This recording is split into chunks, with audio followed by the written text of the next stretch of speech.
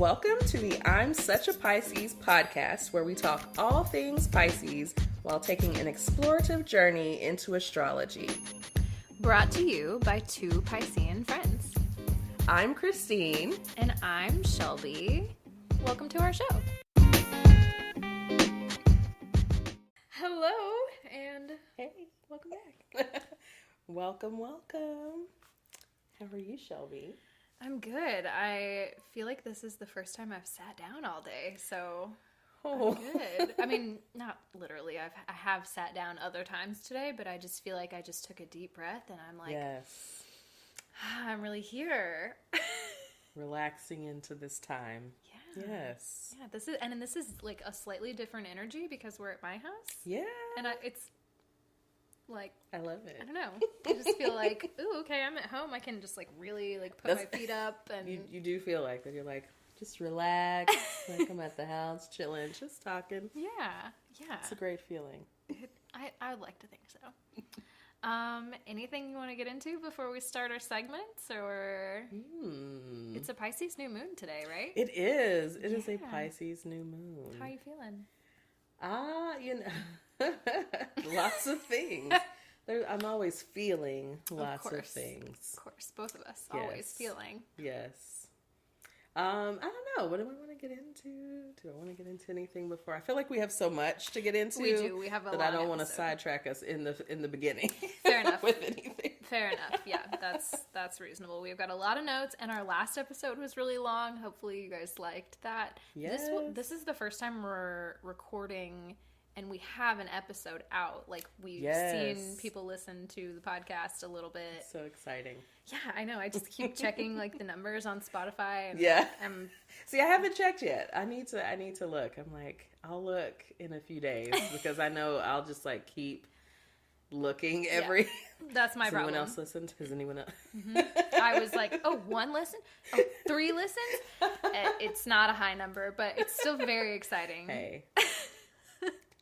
I mean, in the world's like, there are probably thousands of podcasts by now. Yeah. We're doing good. I think so. Keep putting it out there. The people will come. I know it. Yeah, exactly. We're manifesting them. It's going to happen. Come on, listeners. Well, in that case, I guess we can just get right into CoStar. All right, CoStar Chronicles. What's it giving today? So, today, okay, I actually read this earlier. There were some interesting things. Okay, let's find the actual app. Let's have it pulled up beforehand. We'll get there eventually. It's fine. There is no such thing as a perfect relationship. Wow. That is so fitting because we're going to talk all about sign compatibility today. Perfect horoscope for today's podcast. Sorry, I just saw an email too and I got distracted. Sorry. That's okay. Okay. It happens. Do you want to give us your do's and don'ts? Sure. See, there's a tangent. So my do's: sweat, erotic novels, oh baby, and melted wax. Sexy. So sexy. Very sexy. So listen, erotic novels. Yeah? Did I tell you that I used to write erotica? You did? Yeah. Can we read it? Unfortunately, I don't have any of it because it was on, I think it was on like a jump drive that I don't have anymore or that is corrupted. I think it's on the one that's corrupted and I'm like, oh God. So I used to write real heavy in college. Mm-hmm. Also used to read it real heavy in college. All of that does not surprise. Like, it fits. So I'm not, like, surprised, but I'm also like, ooh.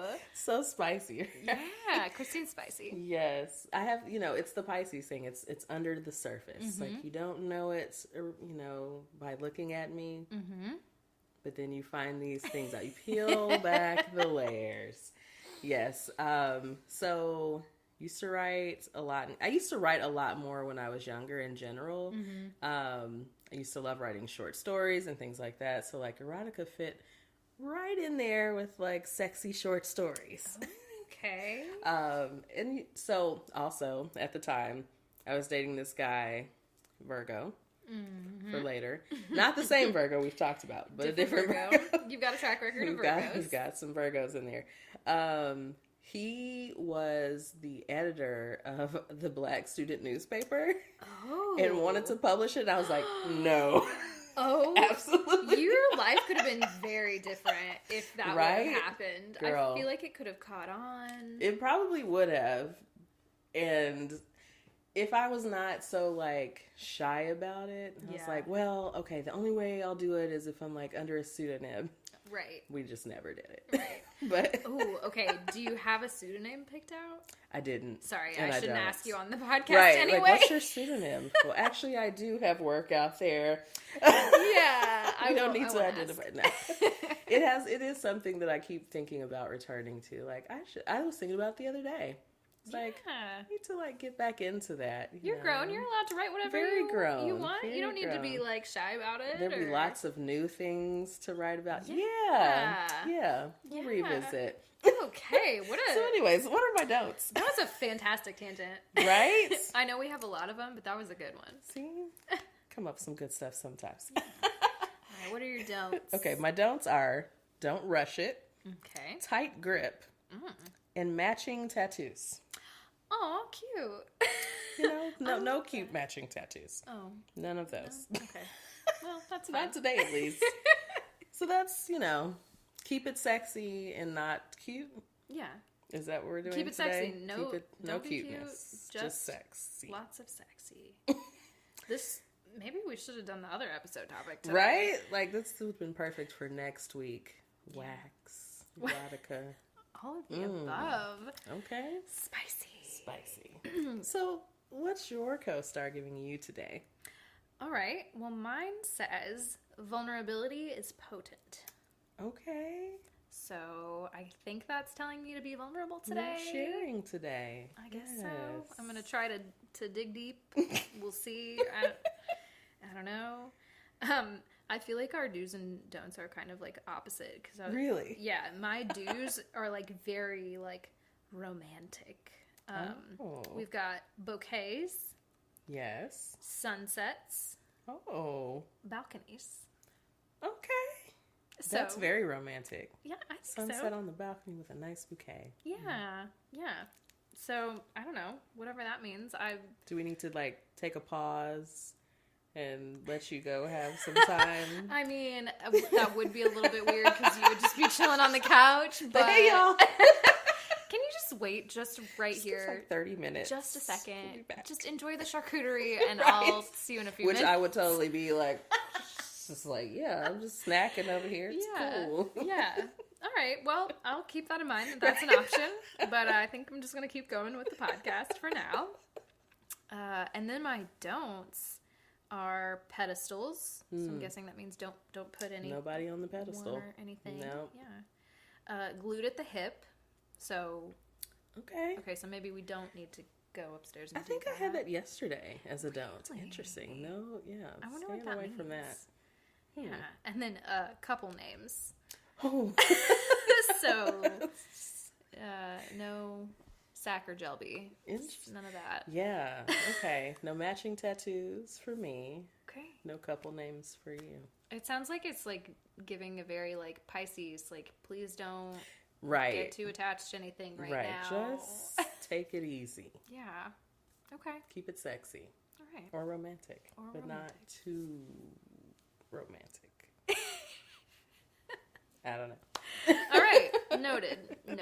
All right. Well, anything else about CoStar or? I think we're good on CoStar. All right, then. It's very specific today. It's so specific. Very, Yeah. Hey, all right. I'm gonna take a quick break, and then we'll come back with relatable content. Hey. And we're back. We are back, and we are here with relatable content. Are we here with? We are here with relatable content. Yeah, that's it. Now, here's the funny thing. Okay, did I pull up? I did. She's ready. Did I? She's so ready. Did I? I think I did. There were some screenshots somewhere. Okay, I have just... Sorry, while you're pulling that up. Yes, please. I was just going to say that I'm really bad at Instagram, so Christine does most of our Instagram content. Thank you. I just remembered that we have a Twitter account last night, so I decided to take it on myself upon myself to tweet things and try to follow some astrological accounts. Yes. And all Do you that. have relatable content from our Twitter account? I do have a really funny tweet that I retweeted last night. Also, mostly I'm just like following Rihanna on Twitter and watching her be cute and pregnant. So I know we've already talked about that, but that's been great. She's Queen Pisces, like we have to. But yeah, I do have. What else is on here? Oh, Jack Harlow. Are you familiar with Jack Harlow? Yes. The rapper. Okay. Yes. He apparently is a Pisces, and his birthday I think is coming up soon, so he had tweeted something about his birthday maybe, and everyone just dragged him for being a Pisces man. What? So he tweeted, "Are Pisces really that bad?" And everyone in the comment, it's definitely not the women. So so I said, "We'll love you over here." Yeah. So that's my only piece of relatable content for today. I love it. Yes, we love you here. We love all Pisces here. Even the men. Even the men. Though apparently y'all are problematic. I've only heard bad things. Only. And my only experience has not been positive. Fair enough. Yeah. I mean, at least, dating a Pisces man. Yeah. Yes. Yeah. So I don't know what to tell y'all. Sorry. Well, maybe we'll have a Pisces man on. I'll have to find one first. We'll have to find one. I mean, we do have a fave, but maybe that's a reach for now. But we'll keep him in mind. Yeah. Yes. I have a couple podcast Pisces men that I would love to have on, but don't know really any in real life. I don't either. Asante, but he's not a real life friend. He's one of them, right? He feels like a real life friend. Yeah. It's weird how podcast friends feel like they're right there with you. We're saying that. We're that for other people now. Yes, we will be that for other people. Yeah. They'll be like hanging out, listening to us, having a conversation with us. It's my favorite thing about podcasts. Mm-hmm. Okay, so I found the things. Okay, so I have a couple of things from CoStar. Mm-hmm. So they're the lists. Ooh. So I'm just gonna run through them. Maybe I'll start with Pisces though. Okay. And then I'll go back around with Aries. And then we can chat real quick at the end about them. Okay. Okay. So fell out of love because Pisces, they're addicted to creating turmoil in their life.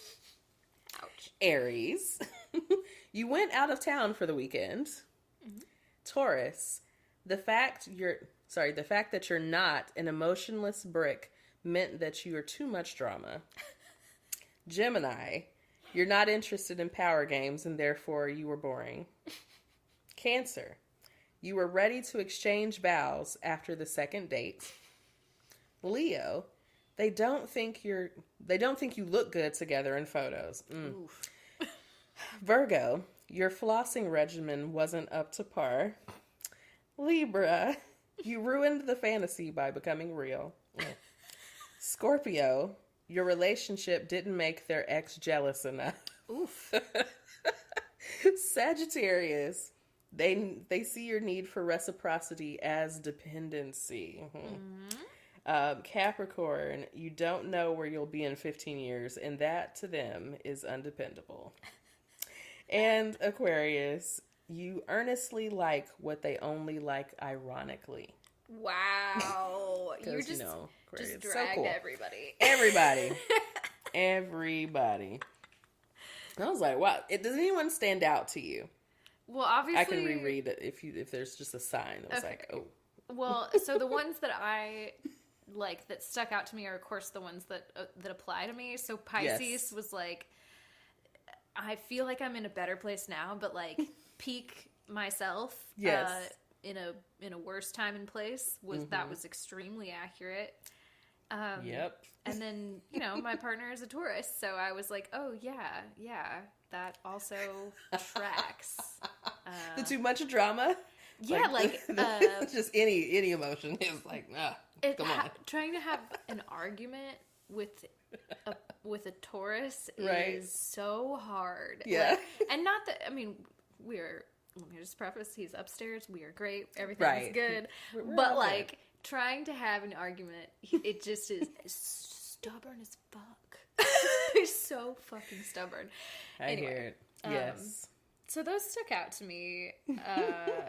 A few of them were just funny. Yes. I think you said Capricorn, like not knowing where you're going to be in 15 years. Yeah, you got to know. You got to have a plan for the Capricorns, okay? Yeah. If you don't have a plan, that cracked me up. It's not working. What about you? Any that stuck out? So, I mean, what stuck out? I mean, of course, Pisces, addicted to creating turmoil in their life. I'm like, I may not have grown out of this yet, Shelby.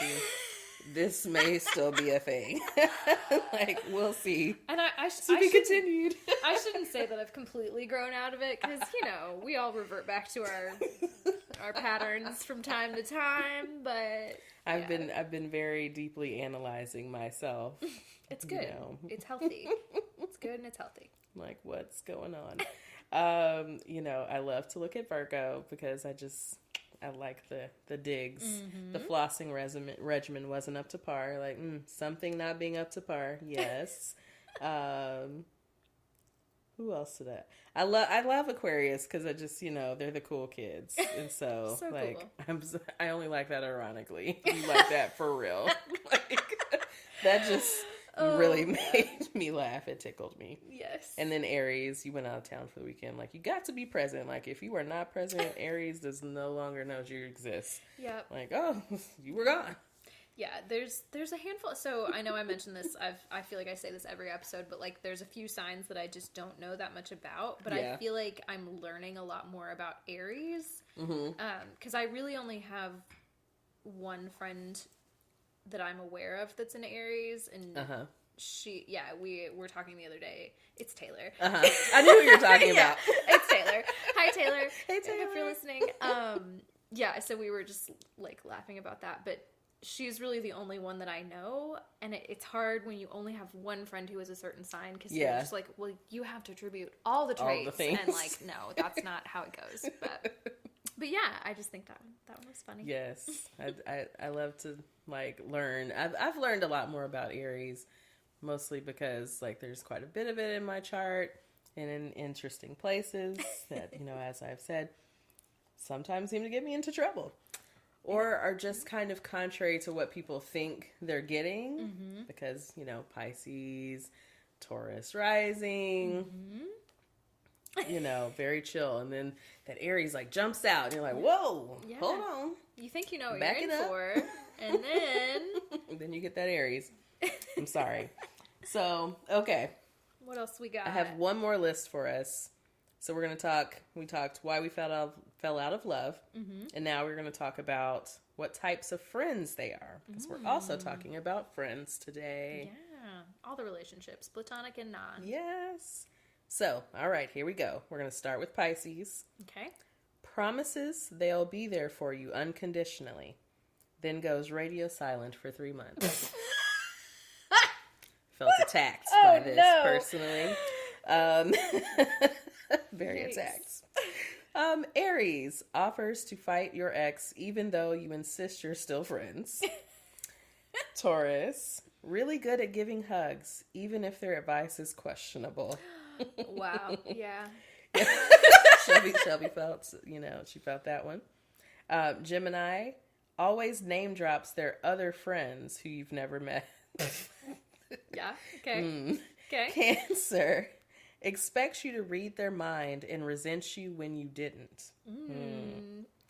Leo is a little too eager to validate all your questionable decisions. Well. Virgo, they're not judging you, but they're judging you. Always judging. Always judging. Libra cancels plans with you to hang out with random cool strangers. Isn't Melissa a Melissa is Libra? definitely a Libra, and whew, we'll talk lots about Melissa and strangers and all kinds of people that we see everywhere. So many stories. All the time. She knows everyone. She knows everyone. I'm like, she is the mayor of Nashville. Or maybe more broad than that. Even more broad than maybe that. She's the president, for real. I wish. World would be right? a better place. Like, actually, that would be, I mean, not great for me, but, because I don't need that kind of spotlight. Oh, no. But she would be a great president. Anyways, Scorpio knows everything about you, but you know nothing about them. A little mystery. Yes. Sagittarius treats you like their protege, even though you have the same amount of life experience. Sorry. Okay, I have two really good Sagittarius friends. That is hilarious. I love that. I was like, okay, let me hold it together while I read this. Okay, all right. All right. Okay. Capricorn is always too busy to hang out, but somehow has plenty of time to tell you how busy they are. Wow. I'm just so busy. I get it. So busy. I just can't so do it. busy. Aquarius, last but not least. You never see them, but they DM you cryptic memes every day. Wow. I'm gonna think about that with my Aquarius friends. Yeah. Okay, so my last meme is a tweet, and Diamond, or at Divine Pooh, Hey. says, "When I'm in love, I be in love." And on top of that, it says Pisces. Yeah. And I agree. That is very Pisces. We are in it when we're in it. Nothing else matters. Nothing. Just, yeah. But then when we're out of it, We're out. we're kind of out of it. We're done. Mm, Yeah. yeah. Wow. So much relatable content. Thank you. Yes.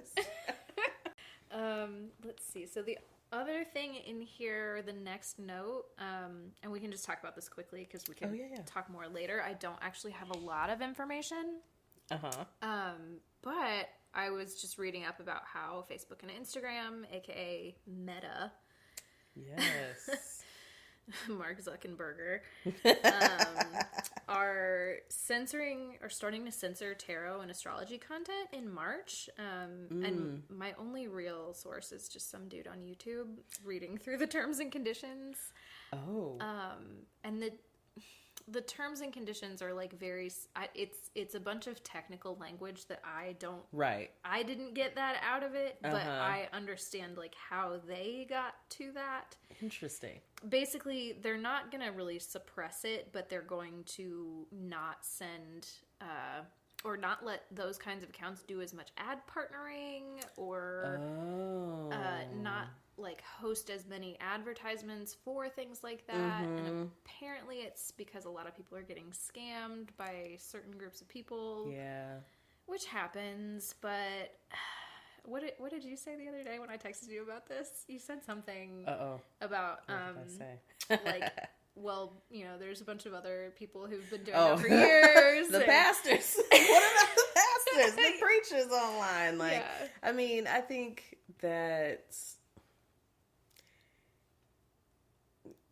I get we're trying to control for like there's a lot of scammers, a lot of I think the spiritual community, which we put astrology in with tarot and everything else. Like, I think it's really easy to scam within that community anyway. I've seen so many accounts, people that I follow that are like constantly posting like scam accounts like this is not me, I will never contact you about a reading, like that's not how I operate, like I'm not gonna. And I've had people try to like get me on Instagram, really, and I'm like, but I know this isn't this person. Also, I'm like, the account that they're following, I'm like, this account is way too small for this large account to have found me and decide to follow me. Right.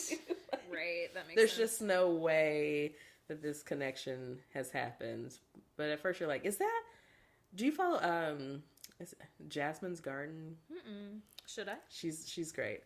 Yes, follow her on TikTok. Okay. I mean, you can. I mean, follow her anywhere, but yeah, she's really great. Okay. Very very spiritual. She's got like locks, and she often has like butterflies in them, and she's always saying something woo spiritual, but also like checking you at the same time. That's my favorite kind of person. Yes, okay. I love it. Followed. Oh, you found her. Yes. Yep. Well, she's quick. Yeah.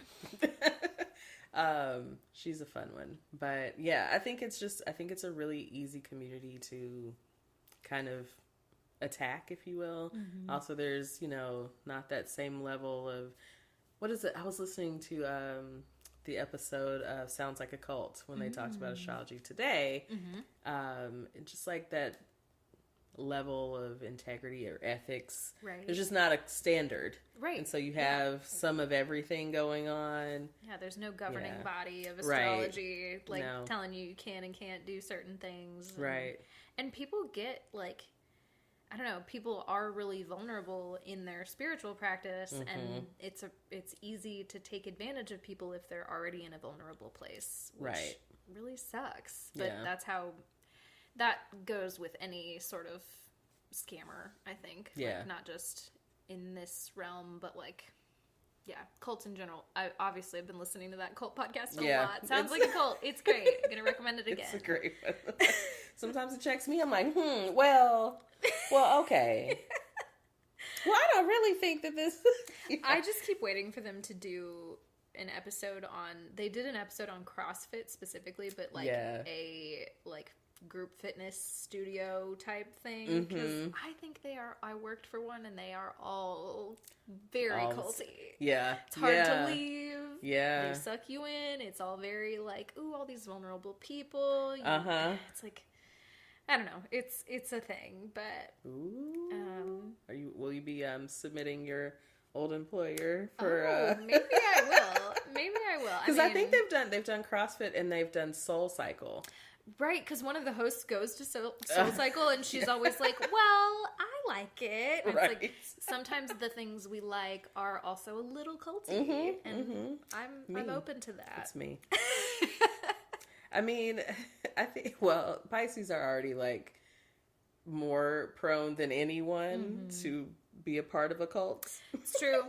You said to be cult followers specifically, not necessarily the leader, but the followers. I don't have the energy for that. I like naps too much. I just want to follow. I definitely. Did you ever watch Wild Country when they talked about in the Friend Zone? I think I want to. 'Cause there's literally an Osho book on that table. Yes. Yes. But I would really like to watch it. I feel like I'm gonna have feelings about it a little bit.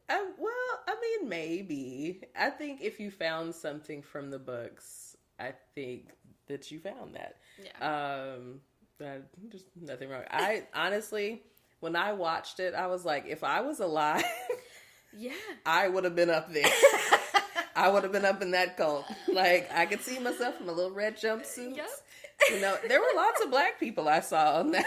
And I was like, see, the black people was in there. It was where it was at. Yeah. I'm just, give it a watch. All right, I will. We could maybe do, and we've talked about this before, doing a little book club series or a watching series where we watch and discuss, and that could be a good contender, I think. It's a great one. I really want to rewatch it, actually. Yeah. I like to rewatch documentaries. That's the kind of nerd that I am. Sometimes you get something out of it the second time that you didn't get the first time. I was thoroughly entertained. I was like, ooh, and Sheila, and yeah. It was a good time. Okay. All right, I'll put it on my list. You know what? I'm going to take your list is long for me at this point. I know, I'm sorry. Sometimes I just straight up don't watch TV. No, that's a good thing. We've talked about that. But I also spend that time watching TikToks or scrolling on Twitter or remembering that we have a Twitter account and it's not like I'm using that time productively. Well, we all have our, chosen distractions. It's true. Our Pisces vices. Yes, Pisces. All right. What else do we have under relatable content today? We had... okay. So, in my ponderings about this episode, talking about romantic relationships and friendships, I was wondering, do they have an app, a dating app for astrology, or an astrology dating app now that you can find someone based on their sign, or more accurate, based on your kind of compatible pieces of your chart.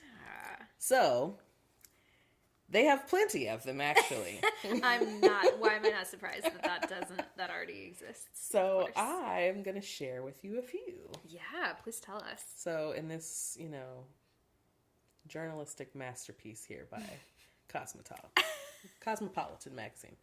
Now this, it's a fine article. It's just someone reviewing some astrology dating apps. It's fun. It's fun. Yeah, we don't have to be serious about everything. Yes.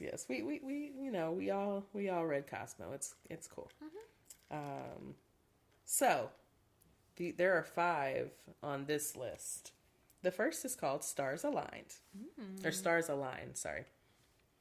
It says, the newest app on this list, Stars Aligned, gives you and your potential match a 1 to 10 rating based on your astrological compatibility. Plus, it lets you take a peek at your date's birth chart before you swipe. There's also detailed insight on your own birth chart. Okay. Now, if you're already coupled up, you can search for astrologically compatible friends and even work connections. Oh, that's kind of nice. Right? That might be a fun little experiment. So I wanted to experiment with this.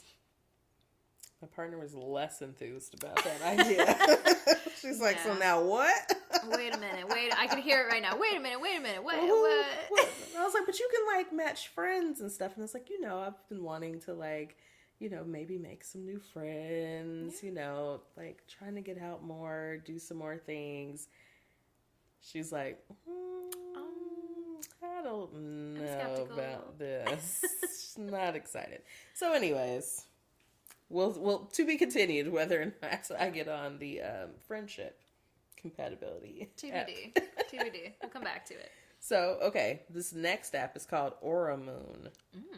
Another new arrival, Aura Moon, launched in March 2021. And unlike other apps on this list, Aura Moon gives you just a few stars, aka potential dates to view each day. Okay. Or potential friends. You can choose to look for friendship, relationship, or something casual. I like the something casual. That's kind of fun. Yeah. I guess that's kind of Tinder-like, I guess. I don't know. Profiles show you each potential match's sun, moon, and rising signs and give you a quick synastry reading.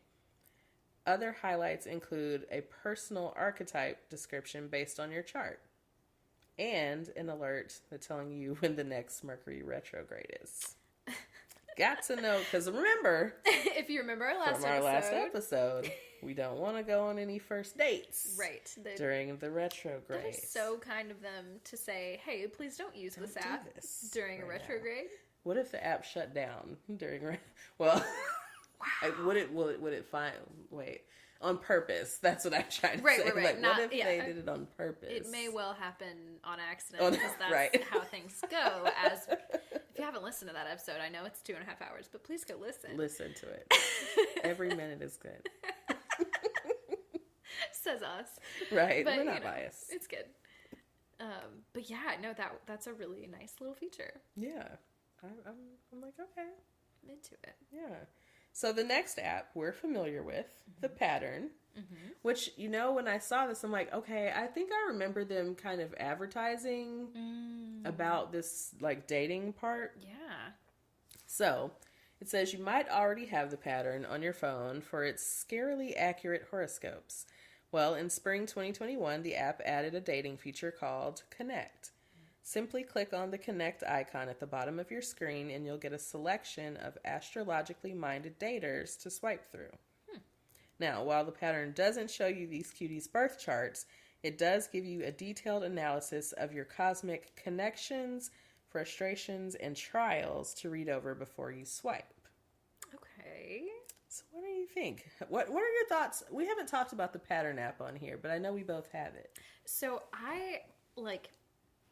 I had it. Okay. Used to have it. I used to have it, and then my old phone like ran out of space, and I was like, oh, I'm not really using this, and I deleted it. I need to re-download it though, because it's good. It's really good. I just like was busy at the time and was like, I'm spending a lot of time reading on this, and I just don't need to do that right now. I'm about to re-download it, because I remember just being like, wow, these horoscopes, so much, they're very in depth. There's a lot to read. Yes. Yeah. They definitely give you a lot. So I love looking at my pattern. I think one of the big criticisms I've seen on the pattern is that they don't give you the astrology.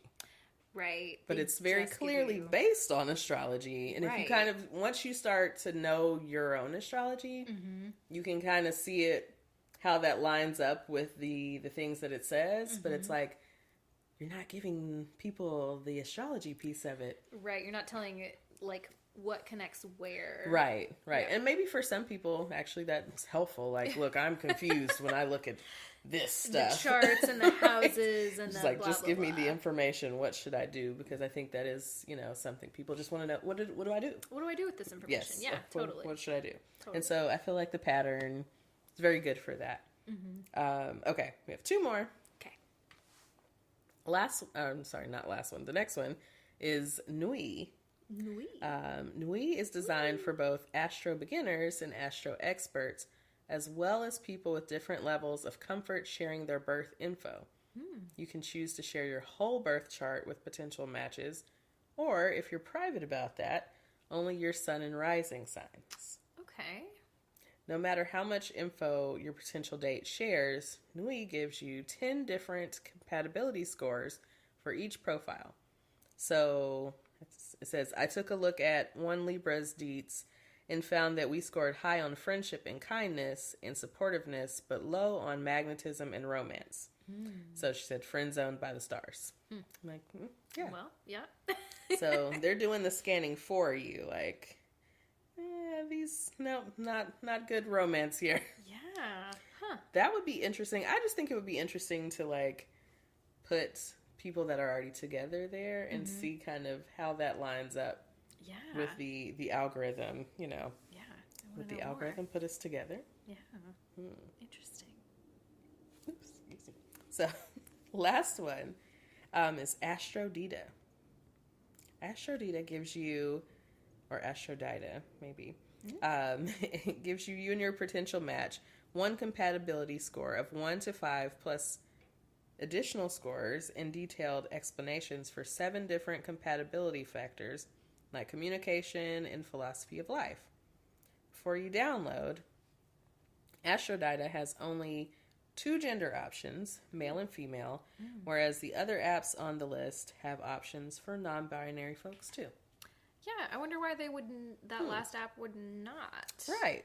That's, I feel like, I think a lot of modern astrology is moving out of that, like, very binary gender kind of thing. So it's interesting that that's a detail that was missed. Yeah, that seems...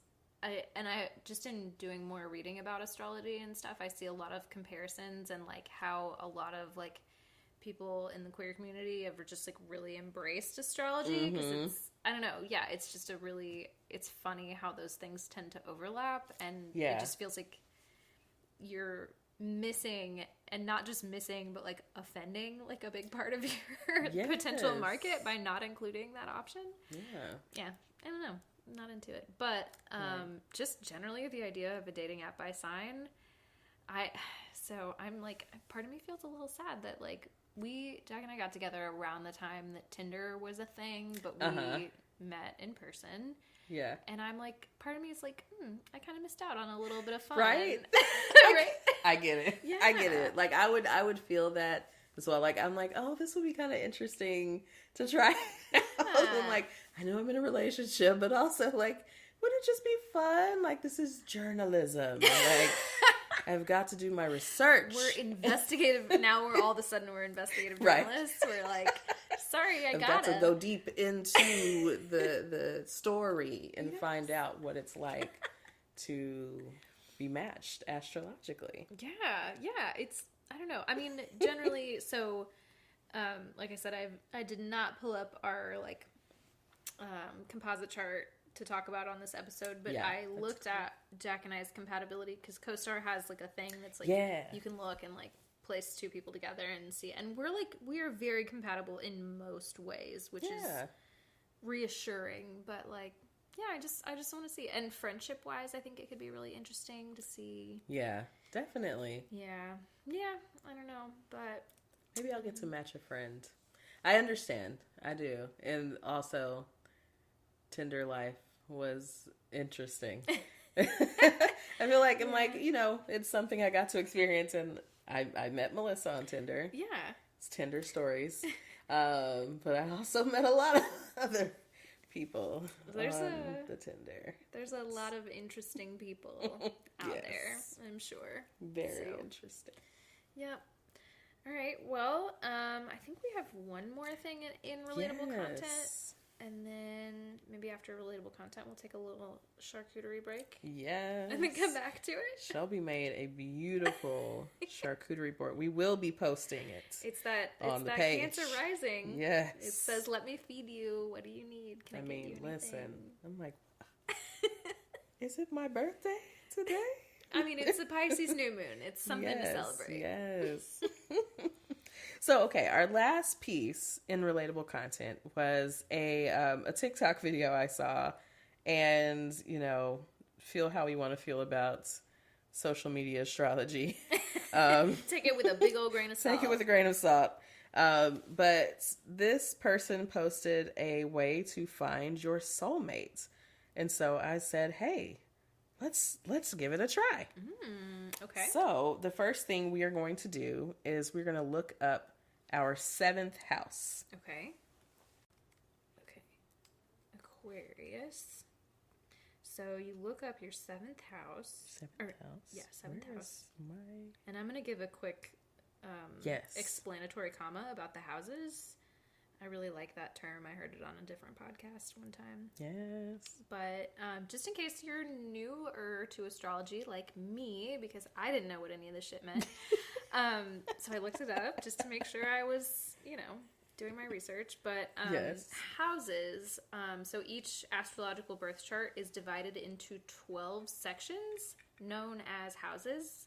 The 12 houses of astrology represent every one of the aspects that make up human life. So each house means something or represents something a little bit different. The planets and zodiac signs will show themselves most emphatically in the area in life represented by the house in which they fall on your natal chart. I looked this up in the book that love it. Gave me that I'm finally going to give back to you today. You don't have to if you're using it. Also, I had a quick quote from that book. Again, it's Louise Eddington, The Complete Guide to Astrology. Really enjoyed it. It's been a great little beginner book. Yes. But she says, adding houses into the interpretation of the horoscope is one of the ways that we begin to understand the uniqueness of the cosmic blueprint. So if you're one of those people who's like, my sun sign doesn't relate to me at all, like, look deeper. Go deeper. We talked about our big threes on our first episode, so you probably have a good understanding of that. But also, like, look into where your different signs fall on the houses and or in the houses. I'm not sure if I'm saying it grammatically correctly, but you're in case you don't know what that means, most of the internet will tell you what it means, or you can look up your different things. So anyway, sorry, that was a tangent to explain. No, that was great. Yeah, and it gave me time to find my information. Yeah, perfect. So my 7th house, the sign that's in my 7th house is Scorpio.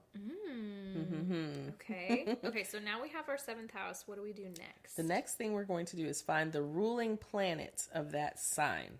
Okay. So your sign was what again? Aquarius. And mine was Scorpio. Uranus is the ruling planet. Ooh, you had that ready, didn't you? I just Googled it. Sorry. Oh, you Googled it. Okay, I was like, I was going to pull out my book, but you know what? Google is so much faster. So it's interesting. This says in traditional astrology, it was ruled by Saturn, but then modern astrology says it's ruled by Uranus. So I'm going to go with Uranus because we're mostly talking about modern astrology. We're going to keep it modern. Keep it modern. Keep it Keep fresh. it modern. Ooh, okay. Pluto and Mars. Oh, man. Oh, I think I remember this now. Okay, so Mars is Scorpio's ancient ruler, so Pluto is the modern ruling planet. All right. So we have our sign, we have our planet. Okay. Now, the last thing we're going to look up, where does that planet show up in your chart? What house? Okay. So I'm looking up. I have this pulled up. Uranus in my chart is in the 6th house. Okay. In Capricorn. Okay. What does that mean? Hold on to that. Sorry. Hold on to that. Getting ahead of myself. Okay, wait. So Pluto is in the 6th house. Mm-hmm. And that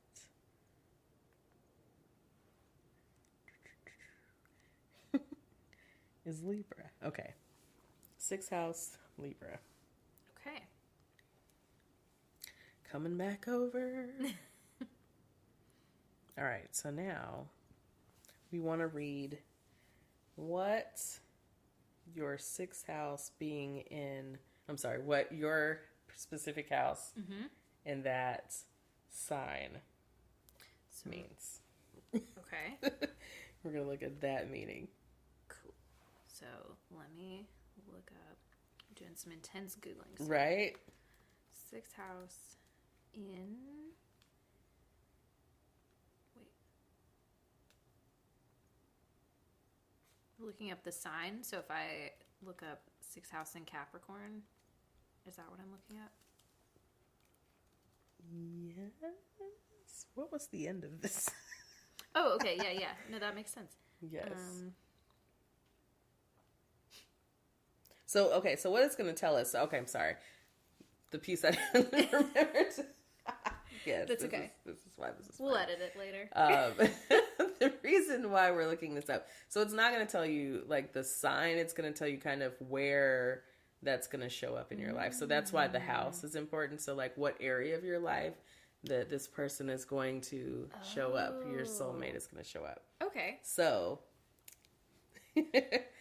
the house and the sign make more sense now if you look at kind of what the meaning of that is. Okay. And so it's going to give you like an area of life. Okay, so the 6th house defines your health, which is often an outcome of how the rhythm of the day is managed. It's also the sphere of purification, spiritual practices, natural remedies. The way that you deal with physical limitations comes up in this house. I'm also just reading from the internet. No, you're good. You're good. I'm going to give us a little bit.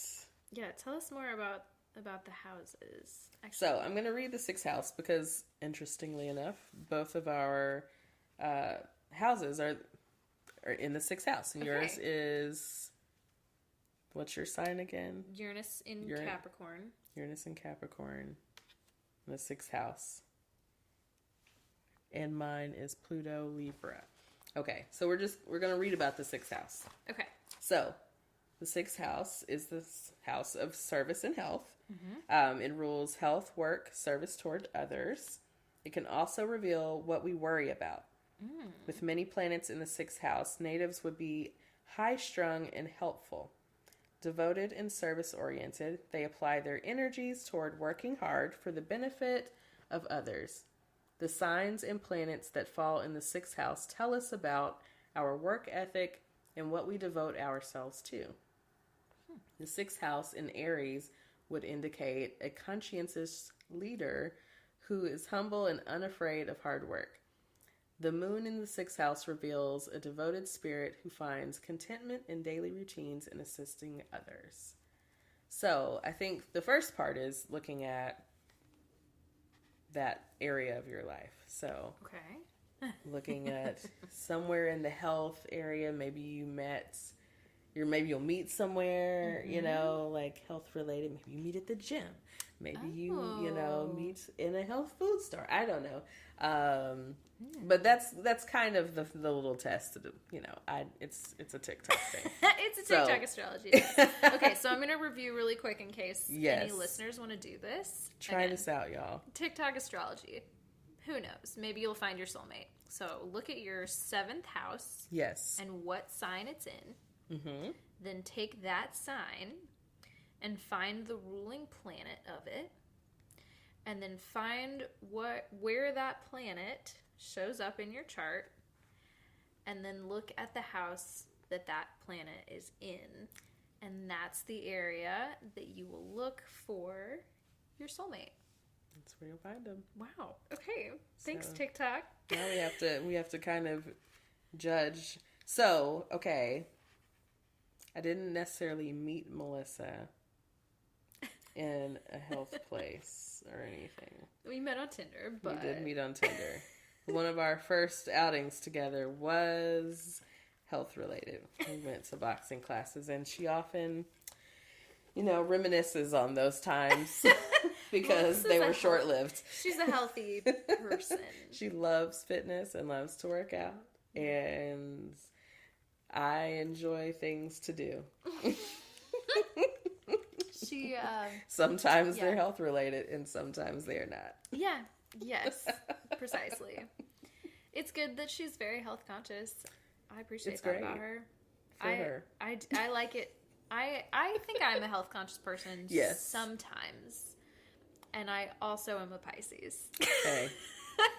Eat all the foods. Yeah, exactly. And I like to cook. So I don't know, it's a whole thing. Works out. Yeah. Jack and I, we met in college. Yes. I helped him pass his Spanish class. Okay. That's how we met. I'm trying to see if that is in any way, shape, or form health related. I don't think that it is. Yeah. But I don't know. I'm a pretty health conscious individual. He is only by default because I am. Mm-hmm. So I get it. What does it mean? What does it all mean? What does it all mean? So here's another question. In what way did you meet your best friends? Well, Sierra and I went to high school together. Mm-hmm. Victoria and I met because we both worked in a grocery store. I worked in the produce department. That's healthy. That is healthy. Right? Look at us looking for meaning. Searching for meaning. Look for some meaning. Well, if you look hard enough, you're going to find it. Okay? You're going to find it. So, yeah, I don't know. And I'm going to keep that in mind because now, just looking for, as an adult, it's hard to make friends as an adult. Hence the number of astrology, friendship, dating, whatever. Right. We need connections. Yeah, but I feel like one of the only places that I have made new friends as an adult has been at the yoga studio, at a workout place, maybe at the gym. Yeah, so it's an interesting place to keep looking for things. Yeah, definitely. So, yeah. These are ways that I can connect. Could be. Interesting. We can meet people that way. And I think, in a way, this podcast is it's mostly just us talking, but it's also related to our own and other people's spiritual wellness, which is also absolutely in conjunction with health. So, yeah. Even if it's just fun and just for laughs. Yeah. It's still, that's it's good for you, okay? Huge. So what I'm trying to say is rating and subscribing to this podcast is good for you, good for your health. Keep doing it. And on that, tell your friends. Tell your friends. Let's all be friends together. Exactly. And on that note, I'm going to take a break. All right. We'll see you guys again in a minute. And we are back. We took a fun little drink break. We took a fun little charcuterie break. So yummy. I'm sorry, I keep bringing it up. I'm proud of it, clearly. You should be. That's great. And now it's time to get into the meats. The meats of our podcast. Again, another thing that we said we were going to come up with a better name for. And One day we'll overhaul yeah. the outline of our podcast. We will. But so far it's stuck, so. It's stuck. If it's up, then it's stuck. Hey. I'm just party talking. in there. Hey. Dancing in my head. Yeah. All right. So. Yeah. What do we want to get into, Shelby? Well, let's just dive right in. So, we've talked about it a little bit in our relatable content segment in our co-star, but this whole episode is just going to be about like relationships and compatibility, whether platonic or romantic, yeah, and we'll continue the romantic thread through the next episode too. But we're just gonna dive right in and talking a little bit about sign compatibility. Ooh, okay. So, before we get into this, I just felt like it was really important to say, some signs might work better than others, right? Just basic compatibility things. Yeah. But all the things that we're about to say, there's not an accurate forecast, right? Right. It's all up for interpretation. Yes. Everything, and I don't know, everything, I feel like a lot of like, we referenced a Cosmo article earlier that was actually helpful for our purposes, yes. But pop astrology is a big thing, and they'll have you believe that like, oh my god, just because I'm a Pisces and this person is a Virgo, it's never gonna work between us. It's never gonna work. Or we're meant to be soulmates. Like, just take everything with a grain of salt. Just check in on your own relationships and see how they're making you feel. Yes. And if it's not working, it's not working. If it is working and you don't think that you're astrologically compatible, like, fuck it. If it's working, it's working. Okay. Exactly. So I don't know why I felt the need to like make a big caveat. Hey, well, I think that's needed because I think as we've heard, even in our short time in studying and taking in a lot of information about astrology, people kind of looked for something to follow and something to tell them what to do. Exactly. Instead of, taking that, using it as a tool. Yeah. But also using your own experience and common sense or intuition. Exactly. Intuition. There we go. We Pisces know all about that intuition, right? Yes. Trust yourself. Yeah. So all that to say, there's no good or bad pairings. It's all, everyone's complex. There may be areas to work on, but just check on it for yourself. See how it makes you feel. Yes. Now I feel like I can say whatever I want. All right. Now let's get into it. Okay. All right. So, just really quickly, and I didn't pull this up. Oops. That's all right. Well, okay, so I can just talk generally about compatibility from element to element. Okay, yeah. Mm-hmm. So we know that every sign is associated with an element. Yes. Right, so we are water signs. Our water signs. Of course. And then we've got our fire signs, our earth signs, and our air signs. Mm-hmm. And just generally, excuse me, you can think about this like it makes sense. Like more often than not, water signs and water signs are going to get along. Sure, yep. Fire signs and fire signs are going to get along, right? Earth signs and water signs are going to get along. Yeah. Because you can think about water and earth. So like a watering the soil to grow seeds, right? Yeah, okay. We can also think about our fire and water signs and how, they might not really get along as well. True. Right? Because you've got water like putting out the fire. Right. Or fire scorching. Yes. Like the water. Popping, cracking, so there's challenges, right? Doesn't mean never, but definitely some challenges to look for. Exactly. Let's see, what else did I write here? Oh, okay, so along those same lines, fire and water signs can be, as you said, dramatic and passionate, but can often lead to extinguished fire. So we're scalded water, aka scalded emotions. Yeah. So don't get burned, right? Earth and air signs typically can talk a lot together. Like there's a lot there, but there could be sort of a lack of emotional bonding because there's nothing to really hold them together. Ah, gotcha. Right? Interesting. Also, these are just some like general ideas. I'm sure. paraphrasing, but I read this article on Elite Daily. Okay. And that's just kind of where I'm getting some of this information. But it makes sense, right? Another thing, like as a basic rule of thumb, fire and air signs are pretty compatible together. So think like the way oxygen fans a flame. It makes it kind of bigger. Okay. And yeah, I think that's pretty much it. So any thoughts on that in your own personal relationships, Christine?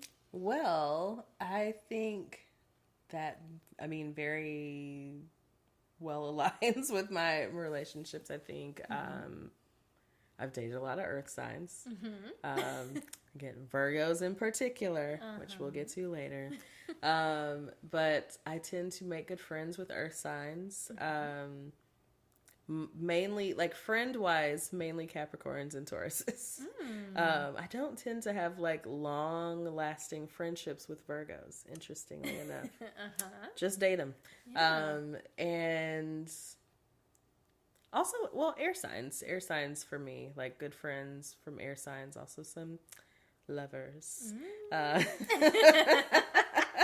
Whatever we want to call those people. Yeah, but that feels very true in my life. What about you? Yeah, pretty much the same. I have had, and we'll get into this. We have a section later on where we're gonna talk a little bit more about our personal experiences. Yeah. But I have had a lot of relationships with Scorpios. I wrote in the notes, much ado about Scorpios. Yes. Scorpio men specifically, where there's like a lot of passion. There's a lot of, and we talked about, so I know Scorpios are water signs, but we talked about them on the first episode about how it's like they are absolutely the fieriest of the water very signs. Fiery, very intense. Yeah, so that's been my experience, like just having some bad times there, or like some really, really good times and some really, really bad times with Scorpios. I'm trying to think. I've had some relationships with Leos that also felt similar to that, like very kind of fiery, very like, you know. And then my current partner is a Taurus. Earth sign. And I think that grounding energy is really healthy and good for me. Yeah. I've had a couple other relationships with Taurians. I did check. Right? It is right. It's Taurian. Okay, thank you. All right. I feel good about that. Yeah, I've had some really good, aside from the person that I'm with now, like some other sort of grounding Taurus energy in my life. And I feel like at a different time and place, like I wasn't quite ready to be grounded yet. Sure. So what is the thing that you read earlier? Like I can't remember the. Was it the meme? The meme, the Pisces meme was like very self-sabotage-esque. Oh yes, Pisces and left wanting because hold on. Where is sorry, the little thing? tangent. No, it's fine. That's what I had in mind when you read that. I was like, oh yeah, I've definitely had addicted to creating turmoil in their life. Yes, it was me. Yeah. I had like a couple of relationships that felt very good, very stable, very, you know, grounding earth signs, and I just wasn't ready for it yet. So I was like, let me just mix it up and cause some turmoil here. Yeah. So yeah, I don't know. That's what I thought about. Yeah. Again, not sure I'm out of that phase yet. I don't know. Hey, you know let's what? Hope not. I mean, let's hope I am. Let's hope. Let's hope not. Let's get it. That I am. Real spicy. I don't know. Maybe Christine's going to start writing erotica again. Ooh. We'll see. Yes, this is the turmoil that I need to create. Write erotica. Internal, like, put it on the page. Put it on the page. Put it on the page. Yep. So one other thing I was going to bring up just really quickly, and I have this pulled up, so I'm going to show it to Christine, and we can maybe post it on Instagram later. Yeah. Because it's kind of hard to explain. Oh, yeah. But it's this fun little friendship compatibility chart. Yes. And it's basically just a graph that has all of the different signs on the X and the Y axis, and it tells you how compatible you are. So the categories that we have are similar souls, perfect match, we're in harmony, opposites attract, learn from each other, I don't really get you, ... bye. So, bye.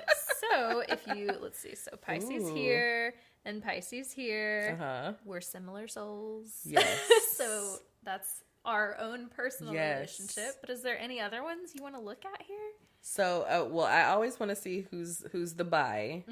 So I see Pisces in Gemini, and I also see Pisces in Sagittarius. Ooh, which that's very interesting. So interesting to me because 2 of my best friends are Sagittarius, right? And I don't feel that way about them, but maybe we're compatible in other ways. Actually, you know what? I just asked Sierra yesterday to tell me what her rising signs were, and I already forgot what they were. But I was like, I remember her telling me I think she's maybe a Virgo moon. Okay. And she was gonna double check her birth time to make sure she had the right rising sign. But I was like, okay, Virgo moon, like makes sense. But also, I know Christine has a lot of stories about Virgos. Yeah. So. Interestingly, that particular Virgo, it's the flip of that. He's a Virgo sun, Sagittarius moon. I think it's a very interesting combination of sun and moon characteristics. Yeah, because how you kind of just generally are, how you see yourself. Interesting. Like words on word. Like Virgo is already very particular about words and the things they say, and then Sagittarius is like very cutting in the way that they communicate. Okay. So there's a very interesting blend in communication. There, like that fire, that earth, very interesting. We'll get into it. Absolutely. Who else? Anything but else? Also, I think Gemini. I feel like I've gotten along fairly well. I don't know a ton of Geminis, but I feel like I get along pretty well, friend-wise, I guess, at least, with Geminis. Yeah, I do. I generally do too, but I've noticed, I've had a few Gemini friends, and I think they're not like, we're cool, we can hang out, but they're not like really deep, feely friendships. Yeah. Right? Yeah. I don't know. That's my experience. Like conversationally, well, okay, so yes and no. I'm thinking about 2 different people now. Like, okay, on one, and it may just be like time. We have really great conversations, but I don't think we get too like in depth of like feeling. But also that kind of makes sense for like where we are relationship wise. Yeah. And then I have another that we both know. Our friend Tish is a Gemini. Yes, and I forgot she's Tish just a Gemini. Yes. Yeah. Okay. Like I think we have a more of an intimacy in relationship, even though I don't think we talk as much, especially not seeing each other. Right. But yeah, like I feel like we get along very well. Yeah. Yeah. So okay, that's another thing that like all of these people are people that like I can think of 3 Geminis just off the top of my head, and I don't see them often. We're not like hanging out all the time, but it's like one of those people that like when you do see each other, it's like time really hasn't passed. Good times. Yeah. We're cool. Everything's good. But I still feel like, I don't know. Well, Tish and I were pretty close when we worked together. So I don't know. It's hard to say. Like I know you think of all these different people, and so then you have to start kind of getting out of those thoughts, because then you're trying to associate the people with the traits, and then you're like, well, these traits don't. So yeah, there's like a bringing it in to think about, okay, who do I know that fits these things, but also zoning back out, like, okay, let's look at this as a whole. This might not be in particular these people, right? But in general, like, okay, overall, I could see it. Yeah, like, it's something to sit with for sure. Yeah. That was like probably a very high way of me explaining that. I got it. Like, did that make sense, y'all? I got what you're saying. I'm also 2 Palomas deep, so yep, you know. Yeah, so we'll post that on our Instagram, and I would love to I get that feedback. Yeah, I would love to hear. It's just a fun little chart to look at for sure. Yeah. I'm also a nerd, but it's color coordinated and it's very cute. Very cute. Okay. We'll definitely get it up on the Instagram. Yes. All right. So from there, we're going to move into, and I'm going to try to keep this as brief as possible, but we did our sort of explanatory comment about what the houses are. Right. So you know that, it's all divided into these 12 houses, and there's certain houses that rule over certain things. So we're going to talk about 2 that really have quite a bit to do with compatibility and relationships and things like that. Okay. So the first one that I was going to talk about was the 11th house, which is known as the house of companions and community.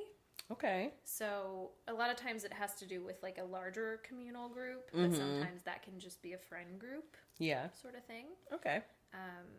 They are ruled by, in the modern day, Aquarius and Uranus, is that right? Now I gotta double check my notes. Just making sure that's right. Oh, should I pull out my book for like a backup reference? Yeah, please fact check me on everything because I wrote these notes when I had COVID. Hey, so I understand. It might be a little delirious. Wait, is this asking for the planets? Oh, this just tells me that Libra is the ruler of the 7th. Oh wait, we're on the 11th house. Never mind. Yeah. That's all right. Let's see. But it's still just, Aquarius. Okay. Okay. Yeah, Aquarius. That's what you have. Yes. Nice. We're good. Cool. Okay. So it's ruled by Aquarius. This house is associated with groups of friends, organizations, associations, and can also be related to social consciousness, politics, and the internet. The internet. Yeah. So it's worth looking at what your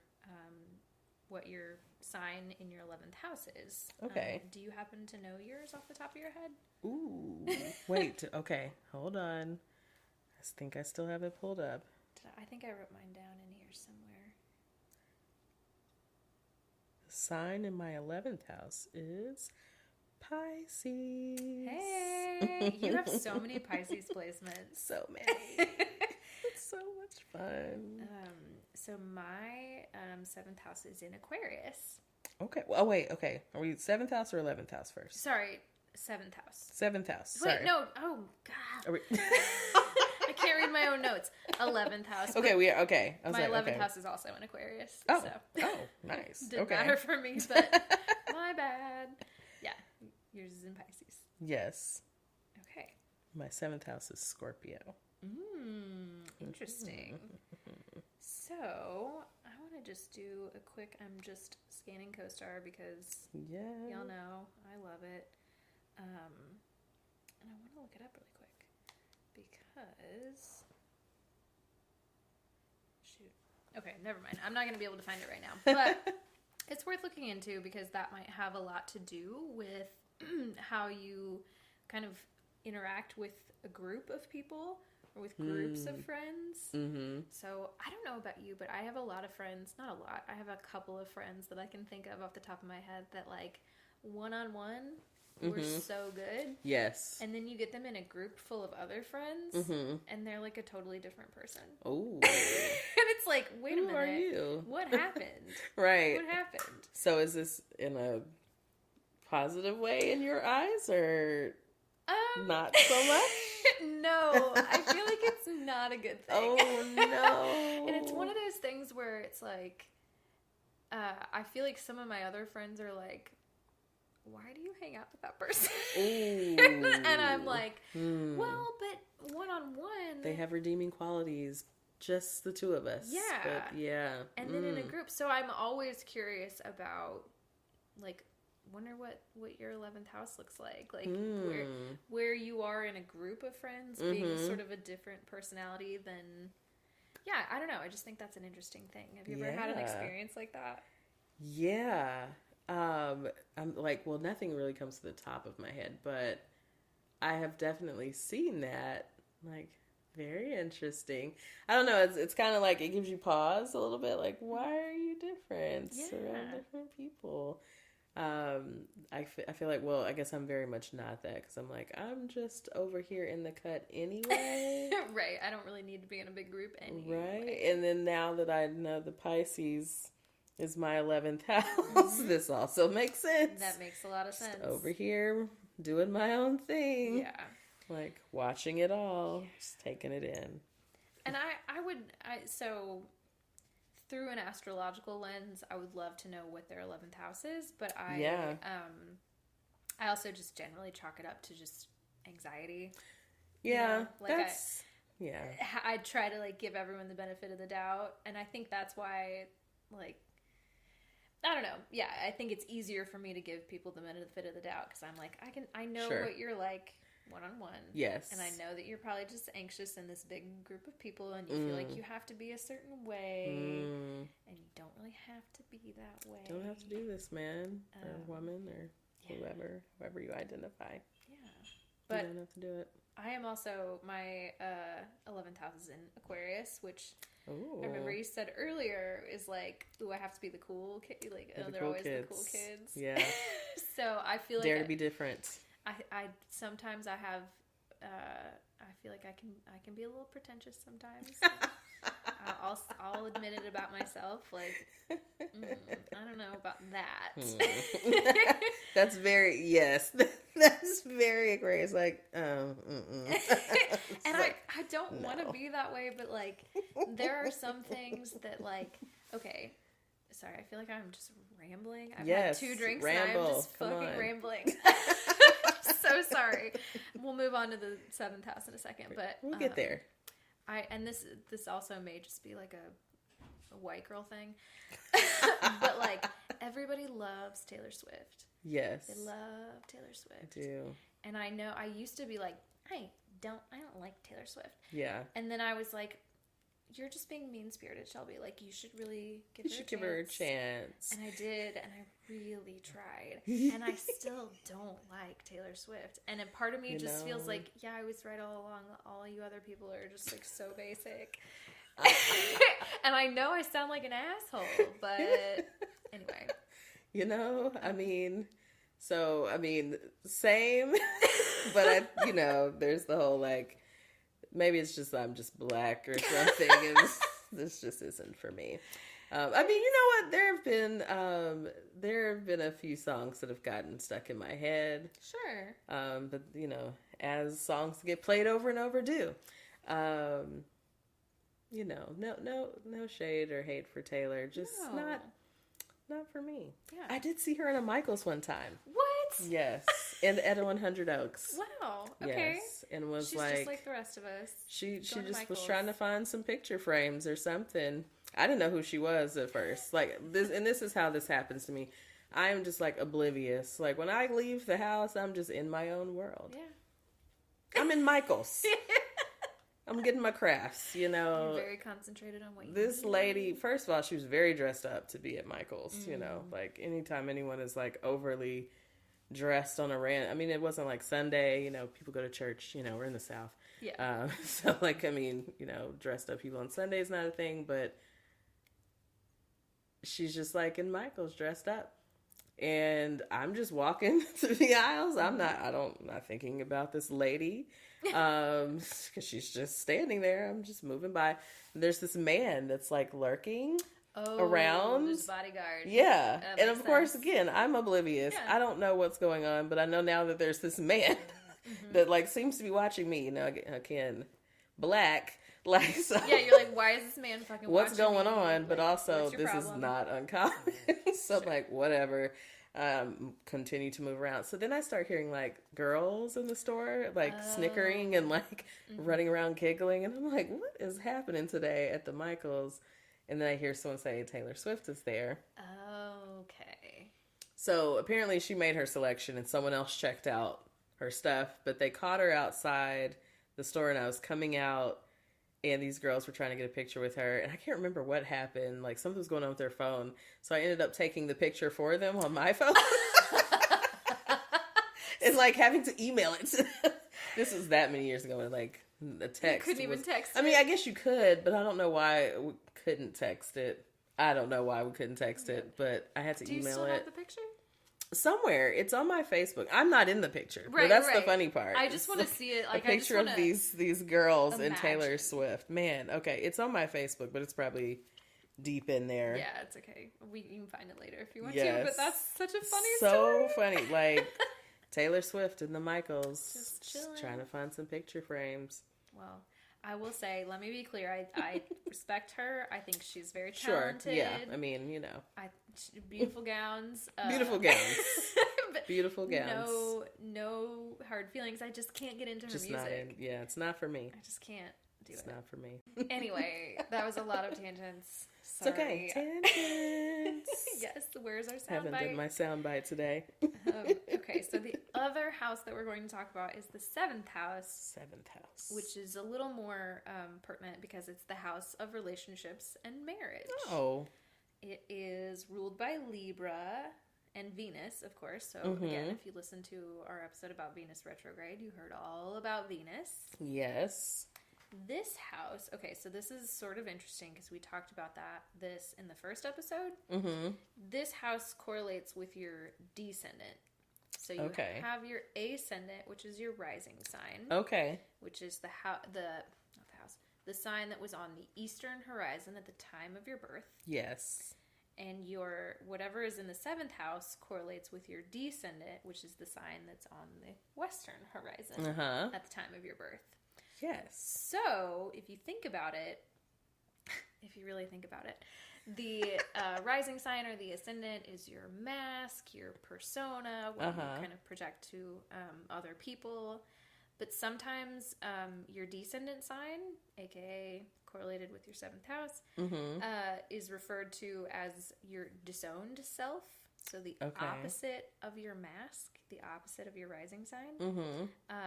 So it's a lot of times this sign is the part of yourself that you don't like as much, and you see it in others. So there's a lot of like shadow work involved. Oftentimes, if you see these traits in other people, it's triggering. Ooh, okay. A lot of projection happening. So it's the thing that you see and don't like in other people that you don't want to recognize in yourself. Interesting. So, that being said, my seventh house is in Aquarius. Which I just talked about how sometimes I'm a little pretentious. Yes. Yours. Well, I'm not agreeing with you. I'm acknowledging your statement. Thank you. And yours is in Scorpio. So is there anything about Scorpio that kind of brings up emotional reactions for you? Interesting. Okay. So I have a really quick tangent that I just connected. Yeah. It's not like a super tangent, but so when you're saying this, I'm also thinking about, so you said we have our ascendant and then our seventh house is our descendant. That directly correlates with my north and south node, the same signs. And so I wonder, is that always the same? Maybe we'll double check that. Yeah. But my ascendant is Taurus, my north node is Taurus, my descendant is Scorpio, and my south node is Scorpio. Oh. So yeah. I wonder if that's always like that. Anyways. Yeah, it's a good question. Something to look up for a later episode. Yes, something to really follow up on. Expanding our knowledge here. We really are. So Scorpio... So one of the biggest things I guess I think about Scorpio, especially in relationship, is sex. Like that just comes out. Like I feel like Scorpio is probably the most sexual sign. One of maybe at least outwardly so. Like very in like that intense energy. I'm trying to think of like, is there anything triggering in that or? Let me look up some other things, too, on Scorpio really quick, so I'm, like, not just going off of two things. Yeah. So it's funny to hear you say that, because I'm just like, the first Scorpio that I always think of is, the people that I've had the two most toxic relationships with. Oh. Both Scorpio men. Ooh. But also my mom is a Scorpio, so I'm like, ew, no. Right. My mother was also a Scorpio, so it's also like... Interesting. Yeah. Interesting. Yeah, I don't It need makes to me hear wonder about more. things, but also I don't want to know. But I mean, that's probably. I mean, it's probably. I mean, it's, we got here. My parents are fun, Yep. so I guess there are people too. Hi, Right. Mom. I don't know if you were gonna listen to Everyone this podcast or not, but does it. Okay, so just a few keywords: passion, bravery, depth, mysticism, transformation, fearlessness, intensity. Scorpios are always like willing to get dark. Like Okay. that's one of the things that stands out to me a lot. Secrets, all of that. Like they get in there. It's all. I mean, I think the sign itself is probably all about like shadow work. Like right. Scorpio is like the shadow. Yeah, that makes a lot of sense. Yeah, and so I'm trying to think. I mean, I could say in general, do we avoid the shadow? Yeah. Sure. Like, you're like, I don't want to really get into that.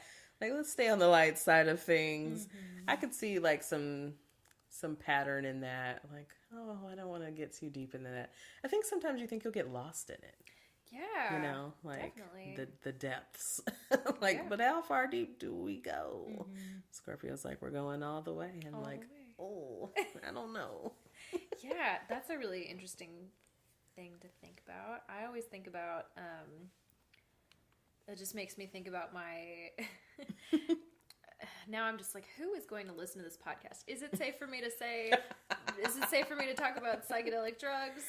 Sure. Let's get into it. Let's I get mean, into it. we are Pisces. Again, a whole episode topic. Here we are. We're getting there. We're going into it. But it always makes me think of that was always a thing for me in doing stuff like that. Like I was always scared of like those kind of things can go dark really easily. Like you can go into having a bad trip or whatever. And like that was so scary to me. Like I only ever wanted to do it during the daytime, if it's light outside, if we're gonna be having fun and keeping it light. And like I didn't want to do the deep self-exploration that comes with those kinds of things sometimes. And I do think it would be good for me, but I just like wasn't. I'm just not. It's always been scary to me. So it very much. I hear that. Like that. Yes. I'm like very relatable. I'm a little younger in the psychedelics. I'm like, just get some reliable, like regular. Anyway, we can talk about it off mic. Yes. But yeah. But yeah, like I think, I mean, in my very limited times, a similar experience. Like, oh, okay, I want to set everything up right. So it's like a good trip. Like, I don't want any bad trips. Don't want to get anything too heavy, especially like if I'm home by myself, which I like try not to be, just because I'm still, I'm a babe. But yeah, like just wanting to keep it light. Right. Like I don't want to get too heavy. And there's something about that too that I think is like sort of a semblance of like control, like me wanting to feel in control, which I do. I have a Virgo and a Jupiter. My Jupiter is in Virgo. Yeah, and that dictates a lot of other things. But dictates is a great word. Anyways, I'm gonna leave Virgos alone one day. But I think that I associate Virgos a lot with like wanting to have control of everything because it feels like a very non-Pisces thing. Yes. And that is the sign. Like I think I struggle with that. I'm just like, ooh, yeah, I have to be in control. I have to this. Anyway, I know we're on a hard tangent now, but it's okay because I was like, yeah, let me tell you, and that's why they're opposites. Yeah. So think about that. Also, just posing the questions to our listeners. Yes. Like, what is the sign in your 7th house? What are the things that like make you squirm a little bit? A lot of times that's correlated to your sign in the 7th house. Yeah. So, yeah, I'm gonna do some more reflecting on that this week. Yeah. I'm sure it's a lot. There's a lot in like not wanting to go too deep for the fear of what's really down there. Right. Like, what are you going to find? What are we going to find? We're so mysterious that we are a little scared of ourselves, too. So, like, interestingly, I've always been slightly creeped out by, like, deep ocean water. Which, I mean, we know. Mystery. Like, just, I mean, this gives very Scorpio vibes. Like, the depth of the ocean. Yeah. We know less about what's down there than we do about what's in space. Very true. Very true. There's some shit down there that nobody's ever seen. Is the Kraken down there? We don't know. They're giant squids. Giants, like... Okay, I'm not going to go on a tangent about squids, about documentaries on squids. I'm like, I think I watched a documentary on squids. The squid teacher, the octopus teacher, that was a different thing. But they're really smart. Yeah, yes. They're so smart. Yes. So we've, again, talked about this on the pod before. I'm a pescatarian, and for the longest time, I like, loved calamari. I won't eat it anymore. Like, I just... Right? I can't do it. I can't think... Like, those animals are insanely smart. They are conscious. We're just, like, eating them. Yeah. I just can't do it anymore. Anyway, that's another tangent for another day. I can give up the calamari. I mean, I'm not... But I mean... should do you, but that's just conch? a personal choice. Ooh, that shit... So good. Unfortunately, I can't really find it anywhere in... Oh, no. The middle of the country, but... You're just gonna have to wait till you get, like, out to the Caribbean or, you know. When you move there, I'll come visit. Yes. Oh, girl. That just excited me. Yes. Okay. Come on, God. Let me check and see if I have any other notes about the 7th house. Okay, so mostly just talking about the descendant sign and all of that. The sun or Venus in the 7th house of the natal chart rules over warmth and long-standing friendships. Mercury in the 7th house sometimes can show an interest in younger friends, while Saturn in the 7th house can indicate an interest in older companions. So if those are your placements in the 7th house. See, now further makes me want to know more about Melissa's chart. Because I like to joke, well, she has friends of all ages, but sometimes her friends are like quite a bit older. Yeah. And she's, you know, a bit older than me. Yeah. And so, like, she'll have a friend. I'm like, oh, that's your friend. Like, I'm like, oh, that's like an older lady. I'm like, ma'am, you know. Like, yeah, that's your friend. She's like my elder. Yeah. So it's always interesting. I feel a lot of times we hang out, like, I'm already, like, on the younger end of the group.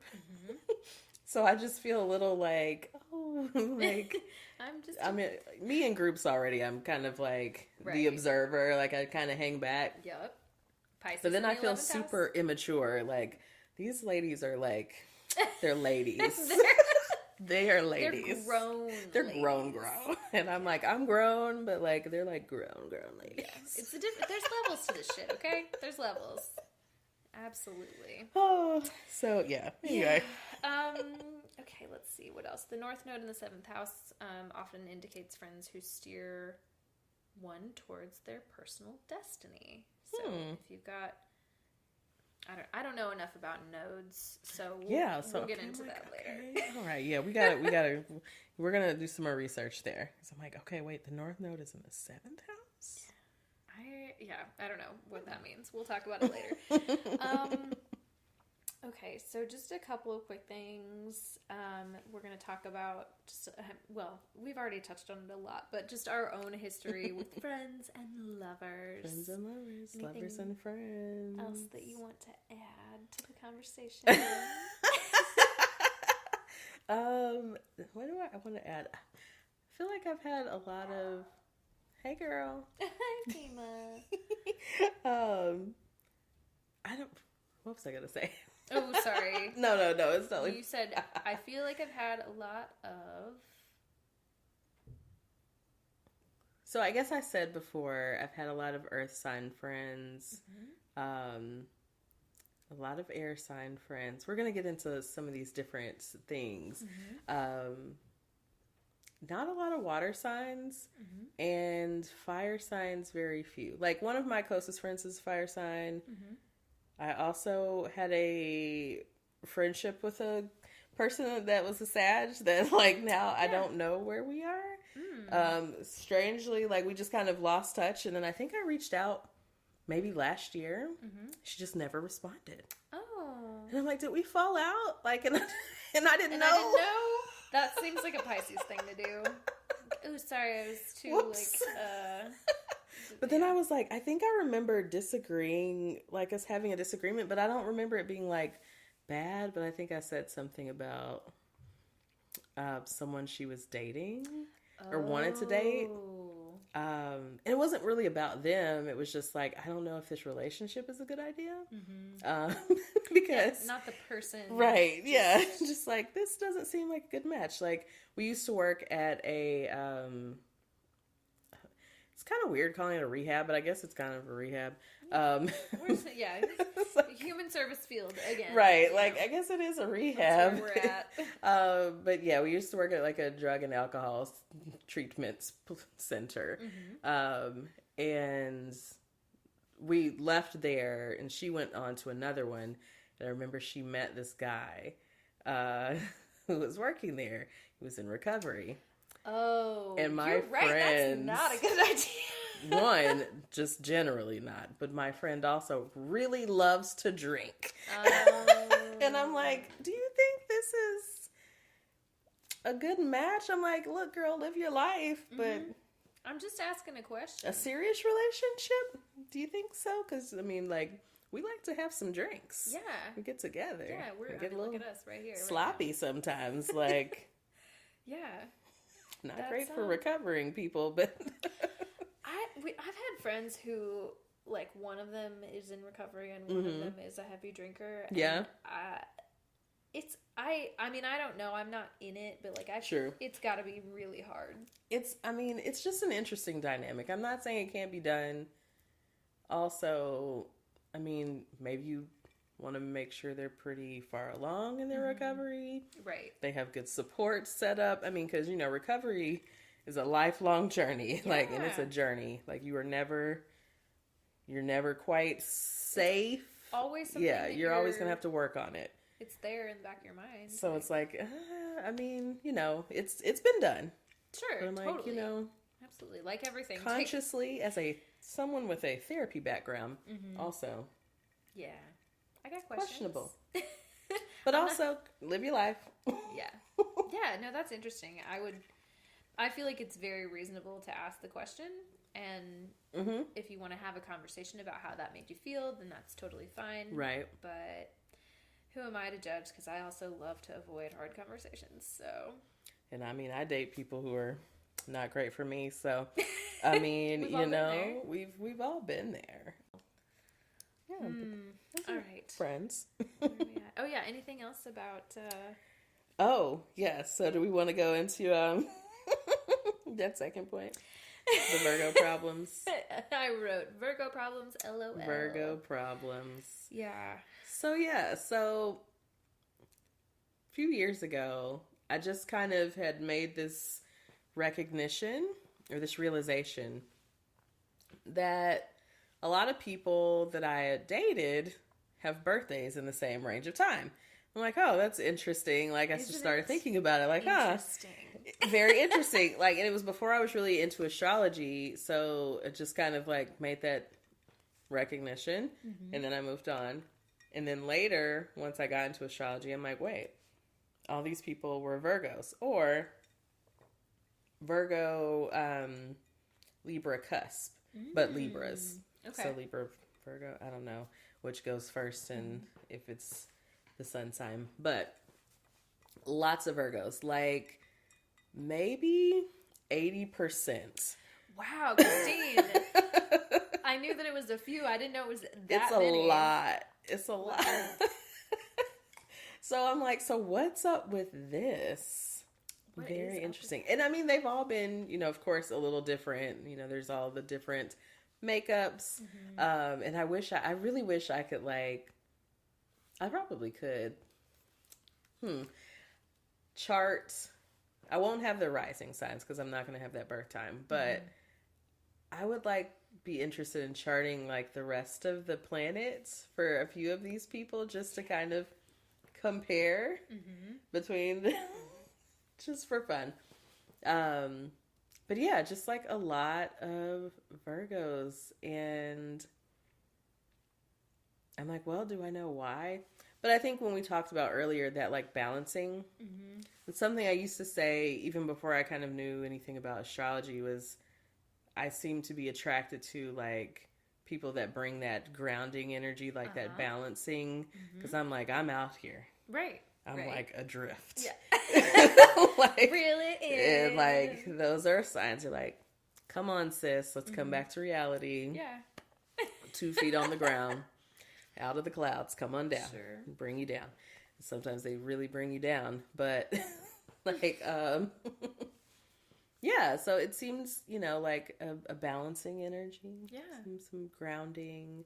But you know, we've got to find a nickname for my problem child, Virgo. Yeah, it's some no names on the pod. Yes. He's a standout of the group. Yeah. In several ways. One, because he's just like been around for a long time. Like, why are, I mean, I'm like, why are you here? Why? Asking myself, why is he here? I don't know. Like I don't know. Still trying to figure it out. Yeah. But maybe one day. Yeah. Very interesting. Men and women. And I think I told you about the person that I was dating right before Melissa, the woman. She was a Virgo. Yes. And recently found out that Melissa is a Virgo moon. Oh. And I'm still a Pisces moon. So it's that same dynamic. Yeah, absolutely. Wow. So just a lot of Virgo happening. Y'all, if you haven't ever gone back to look at all of your like former partners and check out their birthdays, 80% is so high. It's very high. That like it's really hard for me not to go, well, there's something to this shit, huh? Right? Like interesting. I mean, and some were really like, well, okay. There was one that was like a really decent relationship, which was kind of like, might have been more on my end why that ended. Some were kind of more fun. Like the college ones, a little more fun. Right. But we'll get into like the fun times next episode. But it's yes. Relationship wise, I don't know, just like really interesting to reflect on, and see like that many of one particular sign. And I don't know what to really make of it at this point because I just seem to be drawn to him. Yeah, it's not anything I like look for. Yeah, you're not looking up people's birthdays before. You're not on the astrology dating sites. Like, how did this happen? So I don't know. That's just fascinating. I can't wait to see how it comes up in the next episode. Where y'all please tune in. We're gonna talk about sex. We're talking about sex. We feel like we're friends now, you and us. Yes, and we can share these things with you. If you're my mom, don't listen to that one. Or my brother. Or I told you this was the one. Don't listen to episode 4. Really, anybody I work with, like right. Anybody who has to see me on a regular basis who does not already know these things about me, don't listen to that. Just skip the whole episode. Let's not do this. I'm going to talk about Scorpios. I am also going to talk about a singular Virgo. Ooh. Who my first, like, I don't want to say real relationship because it was like high school to college, but like my first boyfriend was a Virgo. Really? And I don't think we were good for each other, and I was the toxic one. I'm an adult now. I can admit that most of my relationships before the one that I'm in now, I was the problem. Yes. Save for like awareness. 1 or 2. Awareness. I get it. Except for the 2 with Scorpios. They were the problem, not me. But like, yeah, we'll talk about it. So now I'm interested in the pairings that you feel like you were the problem. Were there like is there a commonality in those signs, or like? I'm gonna have to do a little charting because, well, a part of it was, I feel like in the Virgo relationship, I was the problem. I was too floaty, too. We'll talk about it. I was out there, and then right after that, I dated a Libra. Okay. Kind of on the cusp. Yep. Same thing. Yep. That I was also the problem in that relationship. Again, I was too floaty. Yep. Most of these just have to do with me being just not ready to commit to anything, but also still having the Cancer ascendant energy that said like, yes, you and I are, yes, we're here, we're together, I love you, never leave me. Yes. Except for I'm going to just do what I want to do. Yeah. You don't, you stay right here. I'm going to go over here and do what I want, but be here when I come back. Please be here. Ooh. Yeah. Well, there's some things in there. And then when I was ready, when I was like, yes, I'm in love with this person, I'm not going anywhere. Again, both Scorpios. I got burned so bad. Oh no! In 2 very different ways, but. And yeah, the Scorpios are definitely gonna get you. They got me. They really got me. Ooh. Like, if you get burned, you're gonna get burned. It's like, I mean. And I got burned. Man. Anyway. Ooh. There's another little section in here just about if there's any other aspects of your chart that would signify a healthy connection. We can just keep it real brief because this is a long episode. Yeah. But one of the things, I think you wrote this, is looking at Mercury and Mars placements. Oh, yes. So I remember, and this has been a while since I read about this, but thinking about Mercury, which is, our communication, and Mars, which is, like sex and aggression, but we talk about like the way we fight. So looking at those placements to kind of see the compatibility between your communication and the way you deal with conflict with each other. Those are good things to look at in your relationships as well. Healthy fighting is an underrated thing to look at in a relationship. Conflict will arise. Always. And if it doesn't, like, what are you doing? Yeah. Like, we're not being real with each other Exactly. if we've not had a conflict. Exactly. When I hear, like, boomers talking about, like, we've been married for 40 years and we've never had a fight, I'm like, well, is it because you're just not talking to each other? Yeah. Like, I have my own I won't get into my doubts about these older relationships. I'm like, should we even be aspiring towards these? Like, I mean, like my grandparents were married. My grandparents were married for like 52 years, and I'm like, was it a happy relationship? Like, maybe. I hope. Yeah. I mean, like, I won't get into the specifics. Like, I don't have any reason to believe it was unhappy, but, like, I think the way we think of happy relationships is not the same as the way people in those times. Yeah. Maybe I shouldn't say happy, but fulfilling. Fulfilling, right. Yeah. Like, I think the things that we look for in our modern life and dating world are not necessarily the same. And I mean, women like barely had rights or didn't. Right. They couldn't at open all. Credit cards until like the 70s. Can't own property. So I mean, like, needs are different. Right. So you kind of had to be married. Exactly. Whereas now, like, there are different reasons to get married if we are doing that at all. Yeah, definitely. So Tangent. The last thing in here that, again, we'll just kind of come full circle and just say, kind of like we started with a caveat at the beginning. Yes. Do you want to read this part? I think this was your note. I'm not sure. Oh. Challenging aspects aren't necessarily signs of incompatibility, but, like all relationships, they will be areas that extra attention and intention will be needed. Yes. All right. I think that's the perfect note to end on.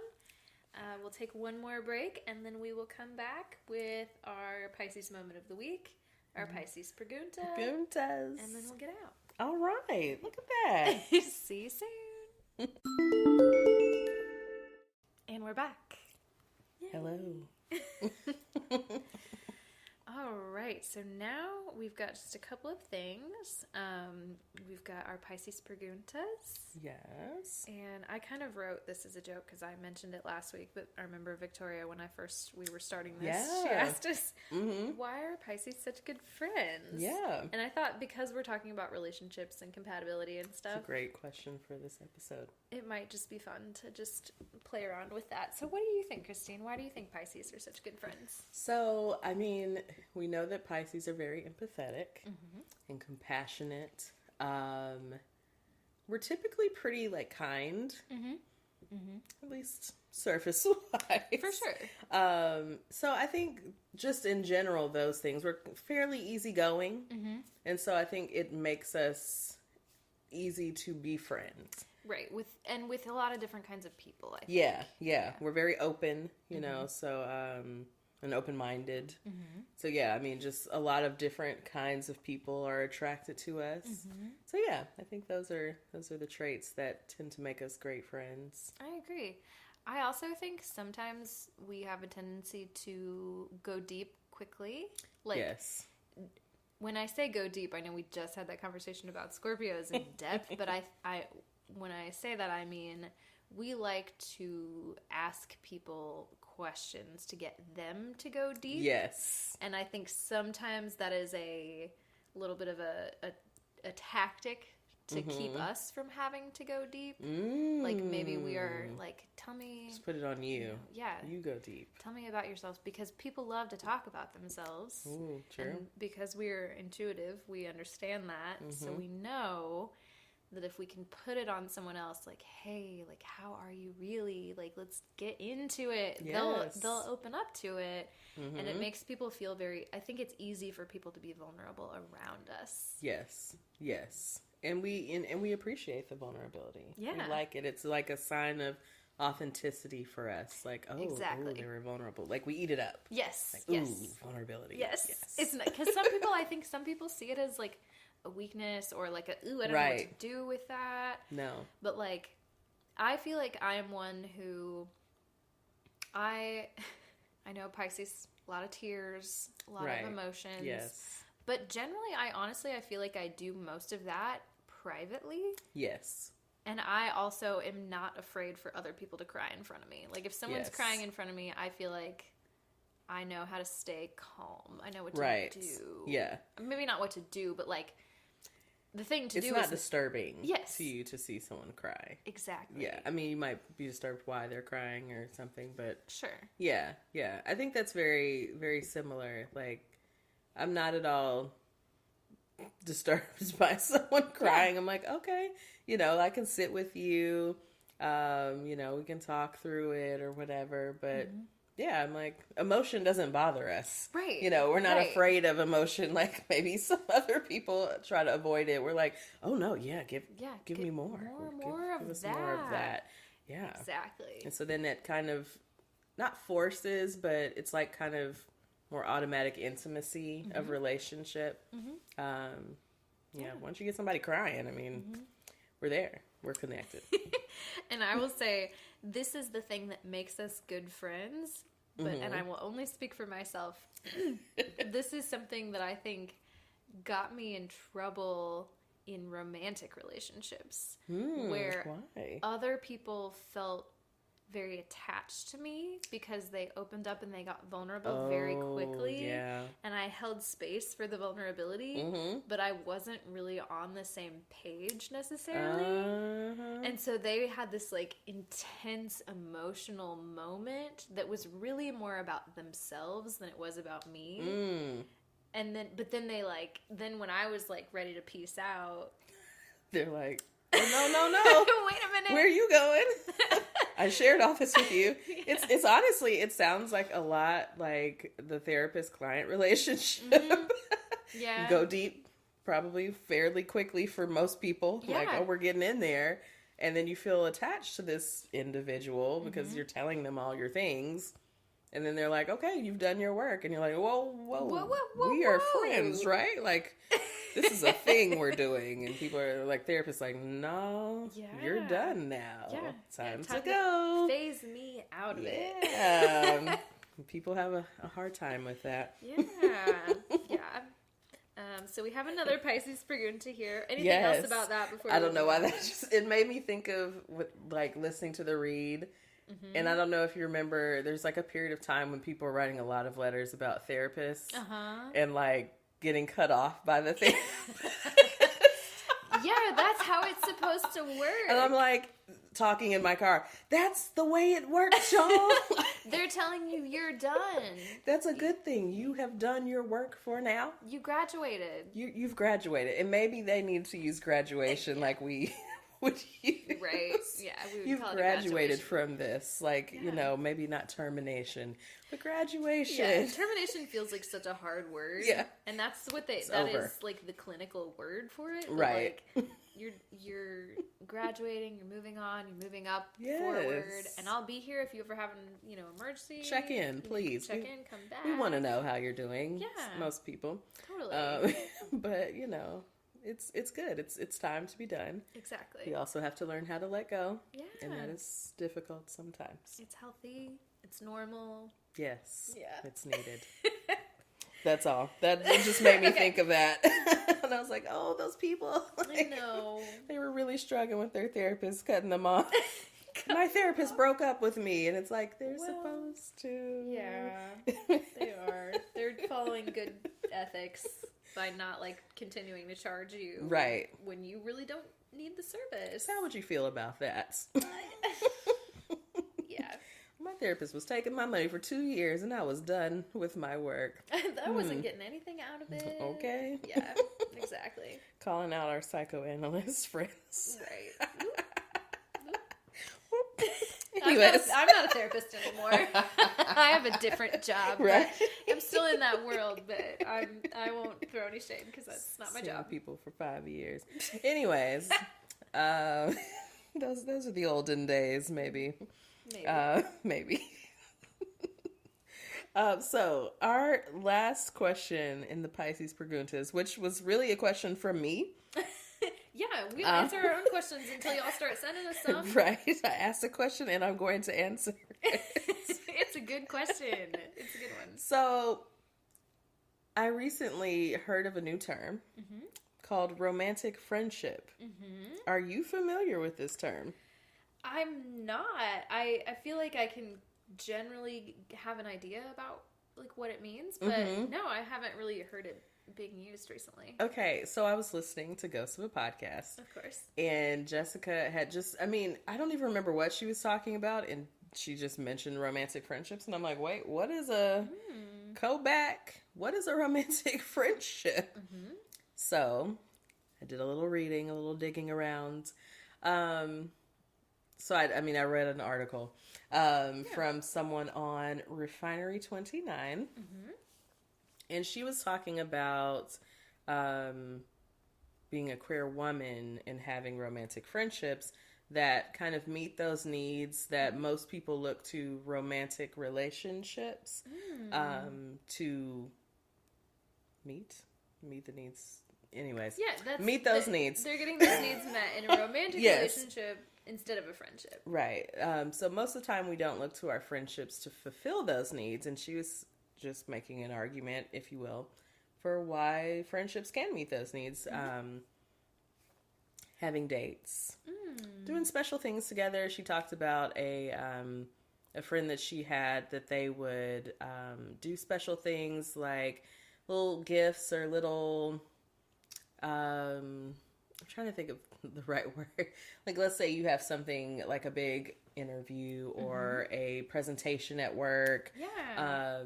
And, you know, I'm like, oh, go Shelby, and send you a little something just to, like, send you good energy, you know, doing things like that. I mean, she talked about candlelit dinners, and I'm like, okay, I mean, I like to light candles, so. Sure, yeah, it's mood sure, setting. for my friends, for whoever, you know, like, it's a vibe. But yeah, just doing little fun things like that, maybe game nights, just really intentional acts. Yeah. And just like, I mean, also a non-sexual Right. We're talking about, when we say friendship, we mean like platonic. Fully platonic. But these romantic things are things that we think of as romantic, but within your friendships. And I'm like, I'm here for that. Like, yeah, I would like to have romantic friendships. Same. I feel like I have two like very close long distance friends, and I feel like because of that, like when we are together, our friendship is a little more romantic. Yeah. Like spending very intentional time together. We recently took a trip together, and it was like one of those things where like whoever woke up first, and I was always the person that woke up last because I love to sleep. But like whoever woke up first in the morning would just like come and like lay in bed with me, and we just like talk and like very, of course, platonic friendship, but like just I love that intimacy in a friendship is like really beautiful. Yes. And not something that it's hard to achieve that level of friendship. I think. It is. Absolutely. Yeah. Absolutely. But I love it. I think it's beautiful. Yes. Yeah. So, interestingly, I feel like when I was reflecting about this, I'm like, have I had any romantic friends? The friend that I was talking about earlier, the Sagittarius friend, that don't know what happened. I think we had a romantic friendship. Yeah. Which was really kind of nice. But also, so one of the things she was talking about in the article was like cuddling and things like that. And I'm like, okay, well, I don't think I've had any like girlfriends that I cuddled with. Now, on another side note, I did have a guy friend in college that was a platonic friend, but we liked to take naps together. That's adorable. It was so cute. Most people thought he was gay, and I'm like, he's not gay. We just are not. We're just not. We just aren't into each other in that way. But we really like each other a lot. Yeah. But this other friend, like, she used to like holding my hand. That's so cute. That's so cute. It would drive me insane. Because also she would try to do it at weird times, and I'm like, girl, if you don't get away from me. Like, she would be like, she's also just like a kind of a nutball, and like would be like we'll be out and she'll be trying to like grab my hand. Yeah. That's so cute. And I'm like, ma'am, please. But it's also, it's funny and it's kind of like a joke, but it's still like intimacy, goofy, like, that's very cute. much. But we used to do lots of little things. I mean, we would have like movie nights and brunch at, you know, like when we were trying to be conservative about spending money, like brunch at the house. We would cook brunch and make our own mimosas, which I still love. I'm like, I kind of love that better than going out for brunch. Just having people over and making brunch and like, oh my God. I did that the other day. Well, I said the other day. This was like August. Taylor came over here and she was just like, let's just hang out. And I have this thing in my head that like when I hang out with someone, it has to be like a big thing. Yes. We have to make plans. Right. But like, she just came over. I just made breakfast with what we had in the kitchen. We went on a walk. Yeah. Just like basic ass shit. Like, yes. Like literally the stuff we used to do. We used to walk around, she lives in Green Hills at the time, and like we walk over by Belmont and just like take long walks, talk, hang. Like it was just good times. I mean, literally, like she was terrible at cleaning. And I'm like, and I'm not like a clean freak by any, we already know, you know this. I am not a clean freak. I'm fairly tidy, but I'm not so clean freak. Yes. She struggled with the cleaning. Fair. So no shade to my Sagittarius friends. Yes. Because Sierra also has the like I said, the Virgo energy in her chart, which I feel like balances her out very well. Yeah. She is a very clean person. Mm-hmm. I know some other Sagittarians, thank you, who are just messy and a little chaotic. Yeah. And it's not like they're not unclean in any way. Yeah. They're just disorganized. Yes. And like, they don't really care if their shit's everywhere. Right. Yes. Very, very, very much her. Just like, it wasn't like her place was ever nasty. It was just like, I can't think straight. This here? Like, what are your shoes doing can in the we gather this up? So like, I would often be like moral support while she would clean. I remember, I think I have a video somewhere in my cloud of like her vacuuming. And me like, I'm sitting on the couch while she's vacuuming her living room. You got this, girl. Come on. Oh, get right over there by the plant. Like, that's so cute. Good times. Yeah. So I'm like, last year I was kind of, just thinking about these things. I'm like, what happened to my friend? And I tried to contact her. No response. I'm like, no, what happened? Sometimes it's hard. My words. It's hard. I was just going to say, it's just really hard when that happens because I feel like I've had a few friends in the last few years that, like, we used to be really close and we're just not there anymore. And it kind of sucks, but I don't want to force it either. Right. Like, right. Yeah. I'm like, well, I'm like, now I'm only going to reach out once, really. I mean, because if you just don't respond, then I just, maybe you're just not open to that anymore. And that's okay. Yeah. We all get to grow and move on. And like, oh, I just missed my friend. I was like, oh man, what happened to this? Like, it literally just dropped off. Like, there wasn't a fight or anything like that. Like, just dissipated. Sometimes it's better, not better, but easier when you have a concrete reason. Yeah. But that's, when it's just sort of like, ooh, we just kind of faded into the distance. Like, like, okay. Yeah. So, yeah. But I guess it, like, more makes me think about it because, like, she didn't answer my call. And I'm like, so we got beef? Yeah, now I'm like, okay, I thought we were fine and we just hadn't talked. Right. And now I'm wondering if we actually have a problem. Right. Like, did something happened here? Okay. Well, that's all I can do is, like, reach out. Right. But maybe she'll listen to the podcast and reach out. Hey, girl. I won't call your name out. But, you know who you are. You know who you are. If you ever hear this, call me. Let's hang out again. We won't hold hands because that might make Melissa feel strange, even though it's not like that. It's not like that at all. Yeah, I feel that.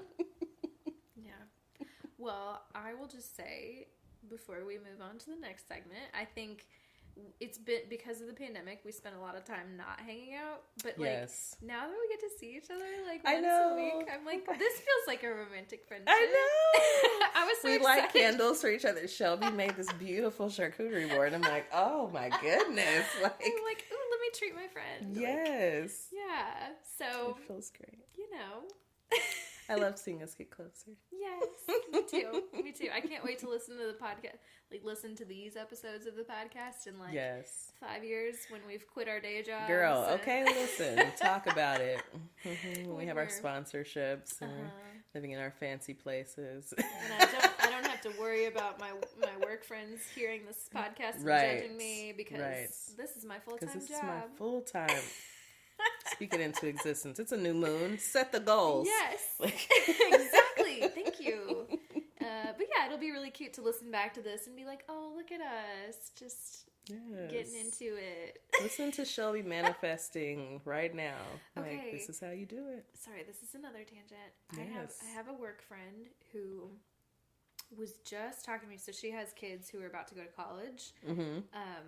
And she said she has been manifesting that her son would get a full ride scholarship to a school. I won't say it just because I don't know how much she wants her business out there. But like her, she kept saying that her son is going to get a full ride to a very prestigious college.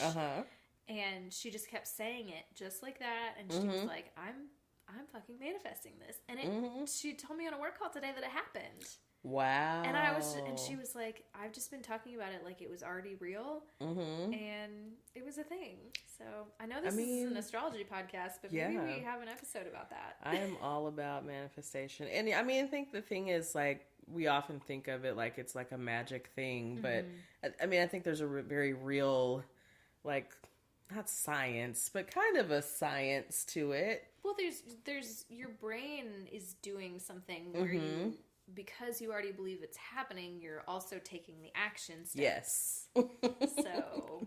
And that is the key. You've got to take the action steps. Exactly. We're just not saying things and putting it out. I mean, we are saying things to the universe, but like, we actually are taking, you know, action steps behind those things so that they can come into fruition. Yeah, a little bit of both, right? A little bit of magic and a little bit of real life stuff and science. And yeah, so. Because science. Because we believe, we know the earth is not flat. All that. Listen. We won't do it again. You know what I just remember? What? That I did not think of a Pisces moment of the week. Well, that ended up, you know what? Always the fallback is that in and of itself is a Pisces moment of the week. That is a Pisces moment of the week. Oh, okay. I guess we're getting into it, but since I just brought it up. So here's one. So I listened to Ghost of a Podcast this week. And we're talking about the transits. Sounded like this is a pretty heavy week. So Jessica Lanyadoo said, I don't remember, I meant to text you because I was like, oh God. She said this is not a good week for drug use. Did you hear that? Yes, I did hear that. I listened on Sunday and I was like, okay, noted. I like slid down. I'm like, oh, okay. And then she came back and specifically said it's not a good week for consciousness raising drugs. And I'm like, yeah, I'm pretty sure that's weed still. So no. I mean, I guess it depends on. I don't want to pick it apart because it could be what kind are you using? What kind of drugs? What kind of weed are you using? Like, but nah, it's probably just not a good idea. But you know what? No, I haven't been able to do that at all yet this week. So I was like, well, okay, I think she was talking about like later in the week. Today was the first day it kind of hit me. Like I was able to like, you know, do my thing the last couple days. Today I was sitting outside. Okay, it was beautiful. It was beautiful. It was so hard to get anything done today. I wanted to play hooky so bad. I wasted like an hour and a half literally just sitting outside in the sun. I mean, I'm not going to say I wasted it. No, you needed to do that. I needed that. And I did some writing in my little notes app. Wrote something. Wrote out my feelings. Of course. But also I felt like this, like, well, I read a post by someone who was talking about, of course, like this fear of going to war. And this goes along the lines of like, she also said, don't tune out. Like, don't zone out. Right. Which is what I love to do. Same. Like, same. No, let's not watch the news. Let's not. Now, I don't tell other people not to watch the news, but I have been very open that I do not watch the news for a long time. But I also find a way to stay informed, so I think that is okay. Yeah. But yeah, like,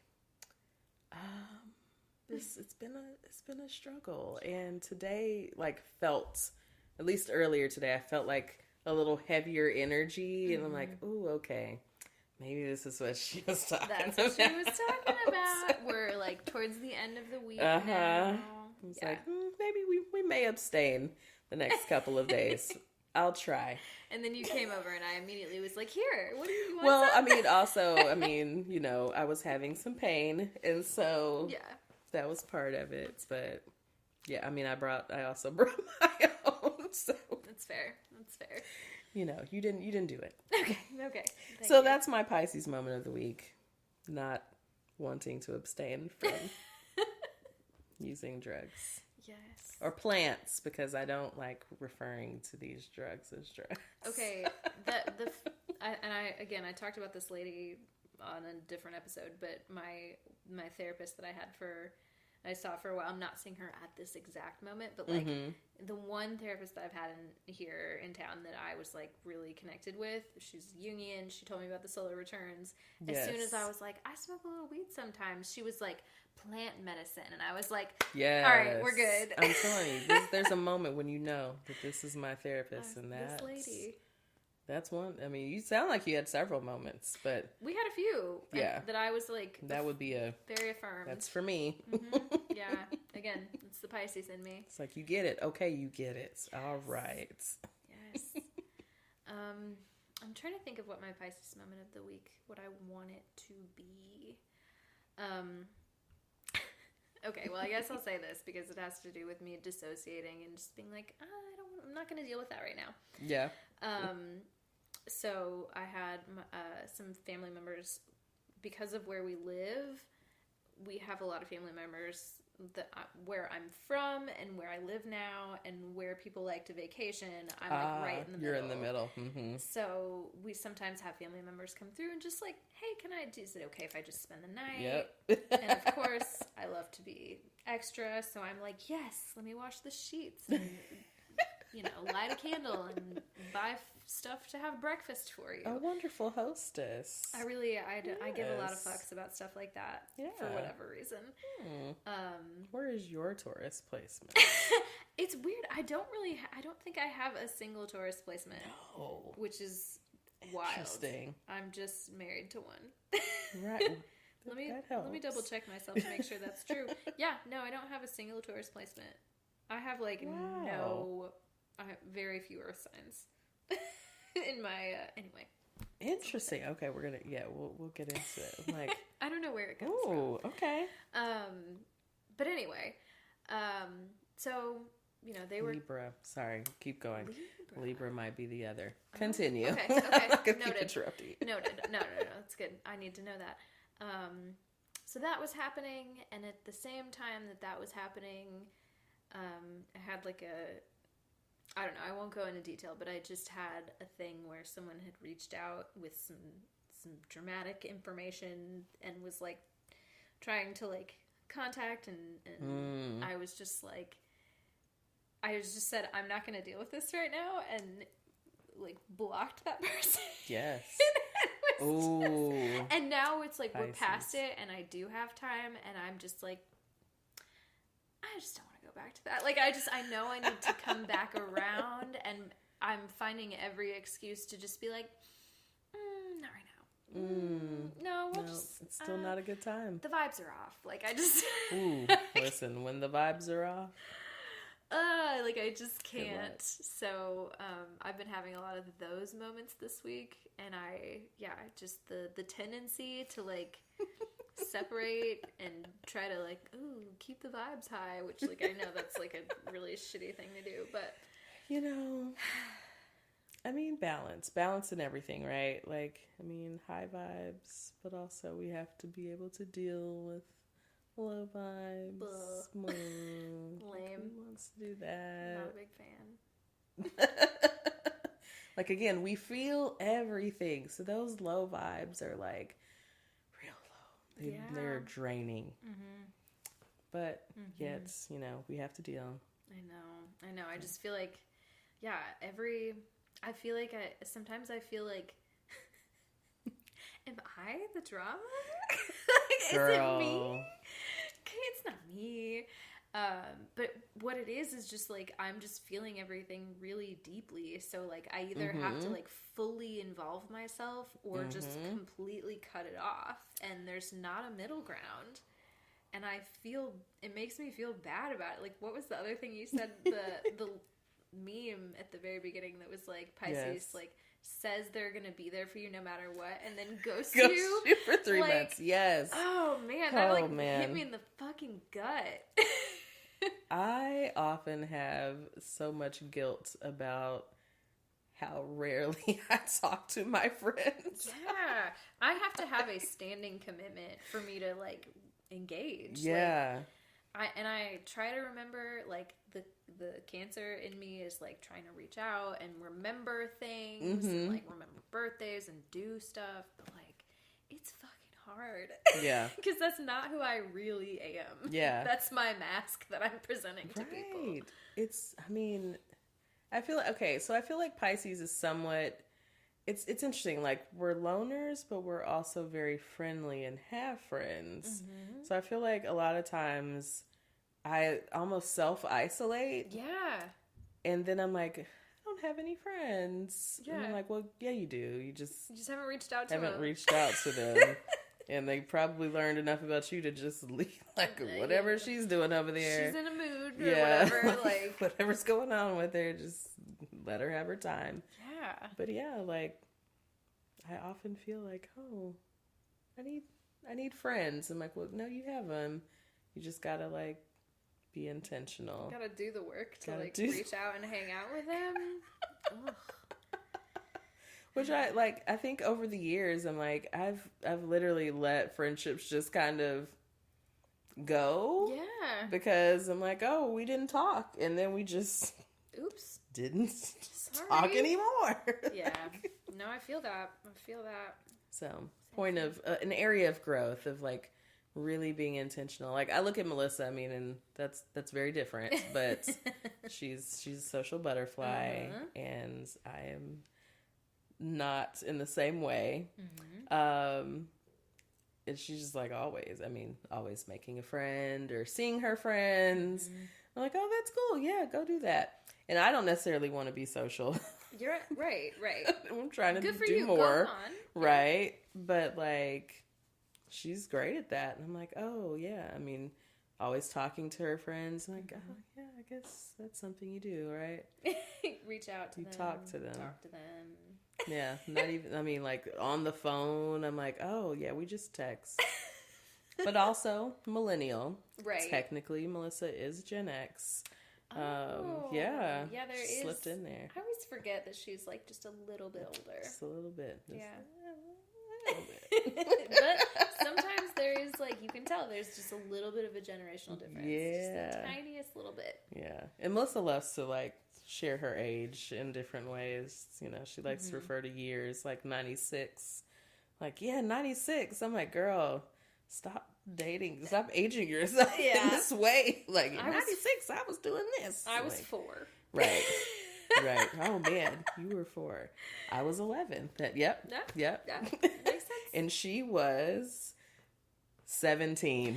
Wow. It's so funny. She, like, does... it's not like... I don't know. Melissa is, like... It's weird that, like, sometimes I think of, like, people in their 40s. I'm like, oh, yeah, that's how old my parents are. And then I'm like, no, my parents are, like, in their 60s and late 50s, early 60s. That's how old my parents are. Like, oh, my dad is almost 70. Like, I just have this idea of how old that is still just blowing my mind. Yeah. I feel like everyone has, like, a static age. So then when I have friends who are, like, in their 40s, it's like, oh, yeah, that's only 10 years older than me. Like, only. That's only a decade older than me. Only 10 years older than me. It's nothing. I mean, we're old But souls. also, yes. Like, I mean, I'm like, I don't know how you all, I'm like, y'all are so young, but also not. Yeah. Like, just vibe with everyone. Yeah. I love it. Yeah. Well, I think that's the end. I think that's all we got. We've made it. Wow. We did it. I have a good feeling about this episode. Yes. I have a feeling that this episode and the next episode we'll see a repeat sometime in the future, especially once we have more of a listenership. I have a feeling people want to talk about these things. Yes. And speaking of which, I'll remind everyone again. Yes. Please email us. Please reach out to us on social media. Follow us on Instagram, on Twitter. We're at Such a Pisces Pod on all the platforms. Yes. And we should spell it again, just to make sure. Do the spell out. Such a Pisces spell out. We need a theme song. If you want to write music for the podcast, if you want to write a little jingle for the end, just spell out Such a Pisces Pod. Let us know. But we are Such a Pisces, so that is S-U-H-A. Oh, wait, hold on. S-U-C-H. Oh, shit. See, I can't spell. What am I doing? I'm going to let Christine do it. What did I say? S-U-H. Dude. A Pisces. That's right. We're a few drinks in. It's okay. We're at the end of the night. I'm cozy and comfy. Shelby is ready for bed. Okay. Ready to cuddle up. Let's try that again. Okay. SUCHAPISCESPOD at Gmail. That's GMAIL.com. I'm gonna trust you with the com. Yes, you got it. And then same thing, Instagram, Twitter. Are we on any other platforms? We will be on Facebook. Ooh, yeah. Later in the week. Well, by the time you hear this, we will be on Facebook. That's right. Yes. Yes, apparently Facebook does podcasts. Apparently.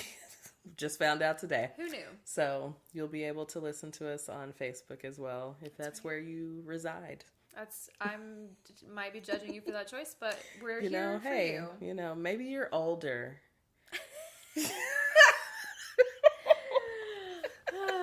Or I don't know. Maybe you just have other reasons for being on Facebook. Just enjoy the platform. Yeah. We'll let you have it. We will. Anything else you want to say before we get out of here? I think that's it. Thank you again for joining us, making it to the end of the episode. Because I'm sure you're gonna be in for a little listen. Absolutely. Hopefully, it was a good time. Mm-hmm. Mm-hmm. But for now, we'll say good night. Good night. See you next time. Bye.